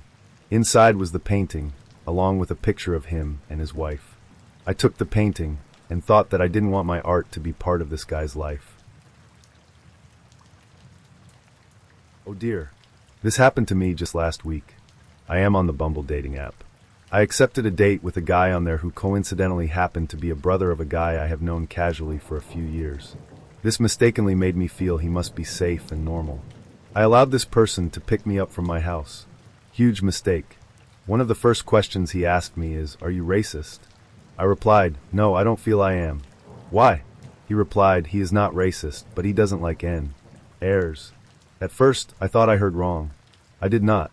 For the rest of the evening, much of his conversation consisted of using the N-word repeatedly, coupled with questions asking me if I had ever dated an. He said he could never date a woman who had F. Ked 1. He was also overly hyperactive. I believe he might have been on something like speed, or something else. Honestly, I have no idea. He showed me screenshots of pics and comments from my private Instagram. He criticized my photos, and said I posted them for attention. He told me he Googled and researched me. He said he did not like the thought of any woman of his receiving comments on her photos by N-ers. He loved using the N-word. I asked how he was able to obtain any photos since my Instagram is private. His answer was because he is ex-military. He proceeded to tell me about men he had killed in Iraq at point-blank range during Operation Freedom. He also announced he wanted me to post only photos of him and I on my social media accounts. He asked what I was doing the next day, and I said I am busy. The following day I received a text from this racist maniac saying he's sitting in his vehicle in my driveway. I texted back I am not home, and I am disturbed to hear he is in my driveway. I explained I didn't want to see him anymore. He replied with several long texts begging me to be with him, telling me I am beautiful and amazing. He said he found and kept 2 strands of my hair. He spoke as if we had been dating for months. When I said I barely know you, please stop, he replied he would. He did not. I received more pleading text messages. Then I received a text asking to just hang out as friends. I said, no, we are 2 very different people, and it's best we don't see each other at all. He then replied with very mean name calling and telling me I am fat. He called me Miss Piggy. LOL, he said 4 people had told him I am a fat bitch. He said he has $750K in the bank, and that was not enough to feed me. He told me to F off. I hope I will never hear from him again. I have saved all the texts from this man in case he ever shows up at my house again. I have them to show to the police. I have blocked him on all my sites, and hopefully he won't see this or anything else connected to me. This one Bumble date was definitely with a scary dude. Asterisk, I want to add that after this very upsetting experience, I deleted my profile on that dating app and have not been on any dating sites since. After my divorce, I tried a couple of dating sites for about 3 months total, and was not pleased with the quality of any of the men I encountered. After all I have been through, I have taken a complete break from socializing, and it has remained this way since January. Tinder. Yes, yet another Vietnam flashback for a lot of people out there. I didn't want a Tinder. I'm not sexually active, plus I know a vast majority of people use it to hook up. I was like 19, so I couldn't go out get a drink yet, and I played it safe. I had to, living at my dad's, on top of not able to drive. So the unfortunate circumstances they would sometimes meet my parents. I'm gonna tell you this because this was fucking terrible. I matched with a guy who just got back from deployment. He was friendly and seemed like a good dude all around. Before a date or anything we added one another on social media to grasp what kind of person they were in game online. Didn't want to sleep with me right away, that was the vibe I got. Friday night rolls around, and it's busy. We're in College Town, goes to Texas Roadhouse, and I got myself into a real pickle. So I'm 5 feet 11 inches. The guy is easily 5 feet 3 inches. Place was packed, and tried to have a conversation, and I can barely hear him. He tries to order me a salad, which I don't like salad. So big fat nope. After food, go back out to his truck. It's lifted, and sit inside. We were gonna go to a movie, but I was having second thoughts. And he went in to kiss me. I don't believe in kissing on the first date. And let me just describe how awful it was. For one, too much tongue. I have a repulsive gag reflex. And I was having so much trouble trying not to throw up. Like it was so wet, it felt like walking in downpour rain with the amount of saliva this man put on my mouth. It was like kissing a fish with a dog's tongue. And he was holding me down. I couldn't get him off of me. When he finally stopped, he was like, I love you. And am I a good kisser? I had to lie through my teeth. And I told him I wanted to go home. I didn't know the area well enough. And instead of taking me home, took me to a movie. He chose 50 Shades Darker. I've seen the other movies, there wasn't a lot of sex scenes. And I swallowed my fear. And I shouldn't have. I tried to run out of the theater. He wouldn't let me leave. And I am very socially awkward and big ball of nervous. I stomached through the whole movie. I told him I was ready to go home. And he said he needed to put his food away before taking me home. And I said okay, but I want to go home after. So he shows me his house. It's flooded. About 3 inches of water, and it's freezing. I have arthritis, and I literally can't move if things are way too cold. So I had mobility issues. He sees it, and ignores it, and goes into his room, and I'm waiting for like 10 minutes. I'm like, hey, can you take me home, please? Doesn't respond. His dog comes rushing out, and jumps on me, knocks me down into the water spread throughout the house. So I'm soaked. I'm like, can I have some help? And he apologizes like I am so sorry. He just gets so excited. I said it's okay, but can you still take me home? I know having people over with all this water is probably not a good idea. Completely ignores my comment. Turns on his Xbox and logs me on. My friends see I'm online and start messaging me and invite me online to talk thinking I'm home. I talked to my buddy Base and told him, hey, I'm not home. I'll be home in about 45 minutes. And asked me how it was going. My friends know when it's bad just with how I word things. And my date started getting irritated. I'm talking to another man and turns off his Xbox. He says, I don't want to share you with anybody. I want to keep you mine. So I'm very scared and trying to keep calm and not think about how high my anxiety is. Give 0 red flags. I ask again, can you take me home?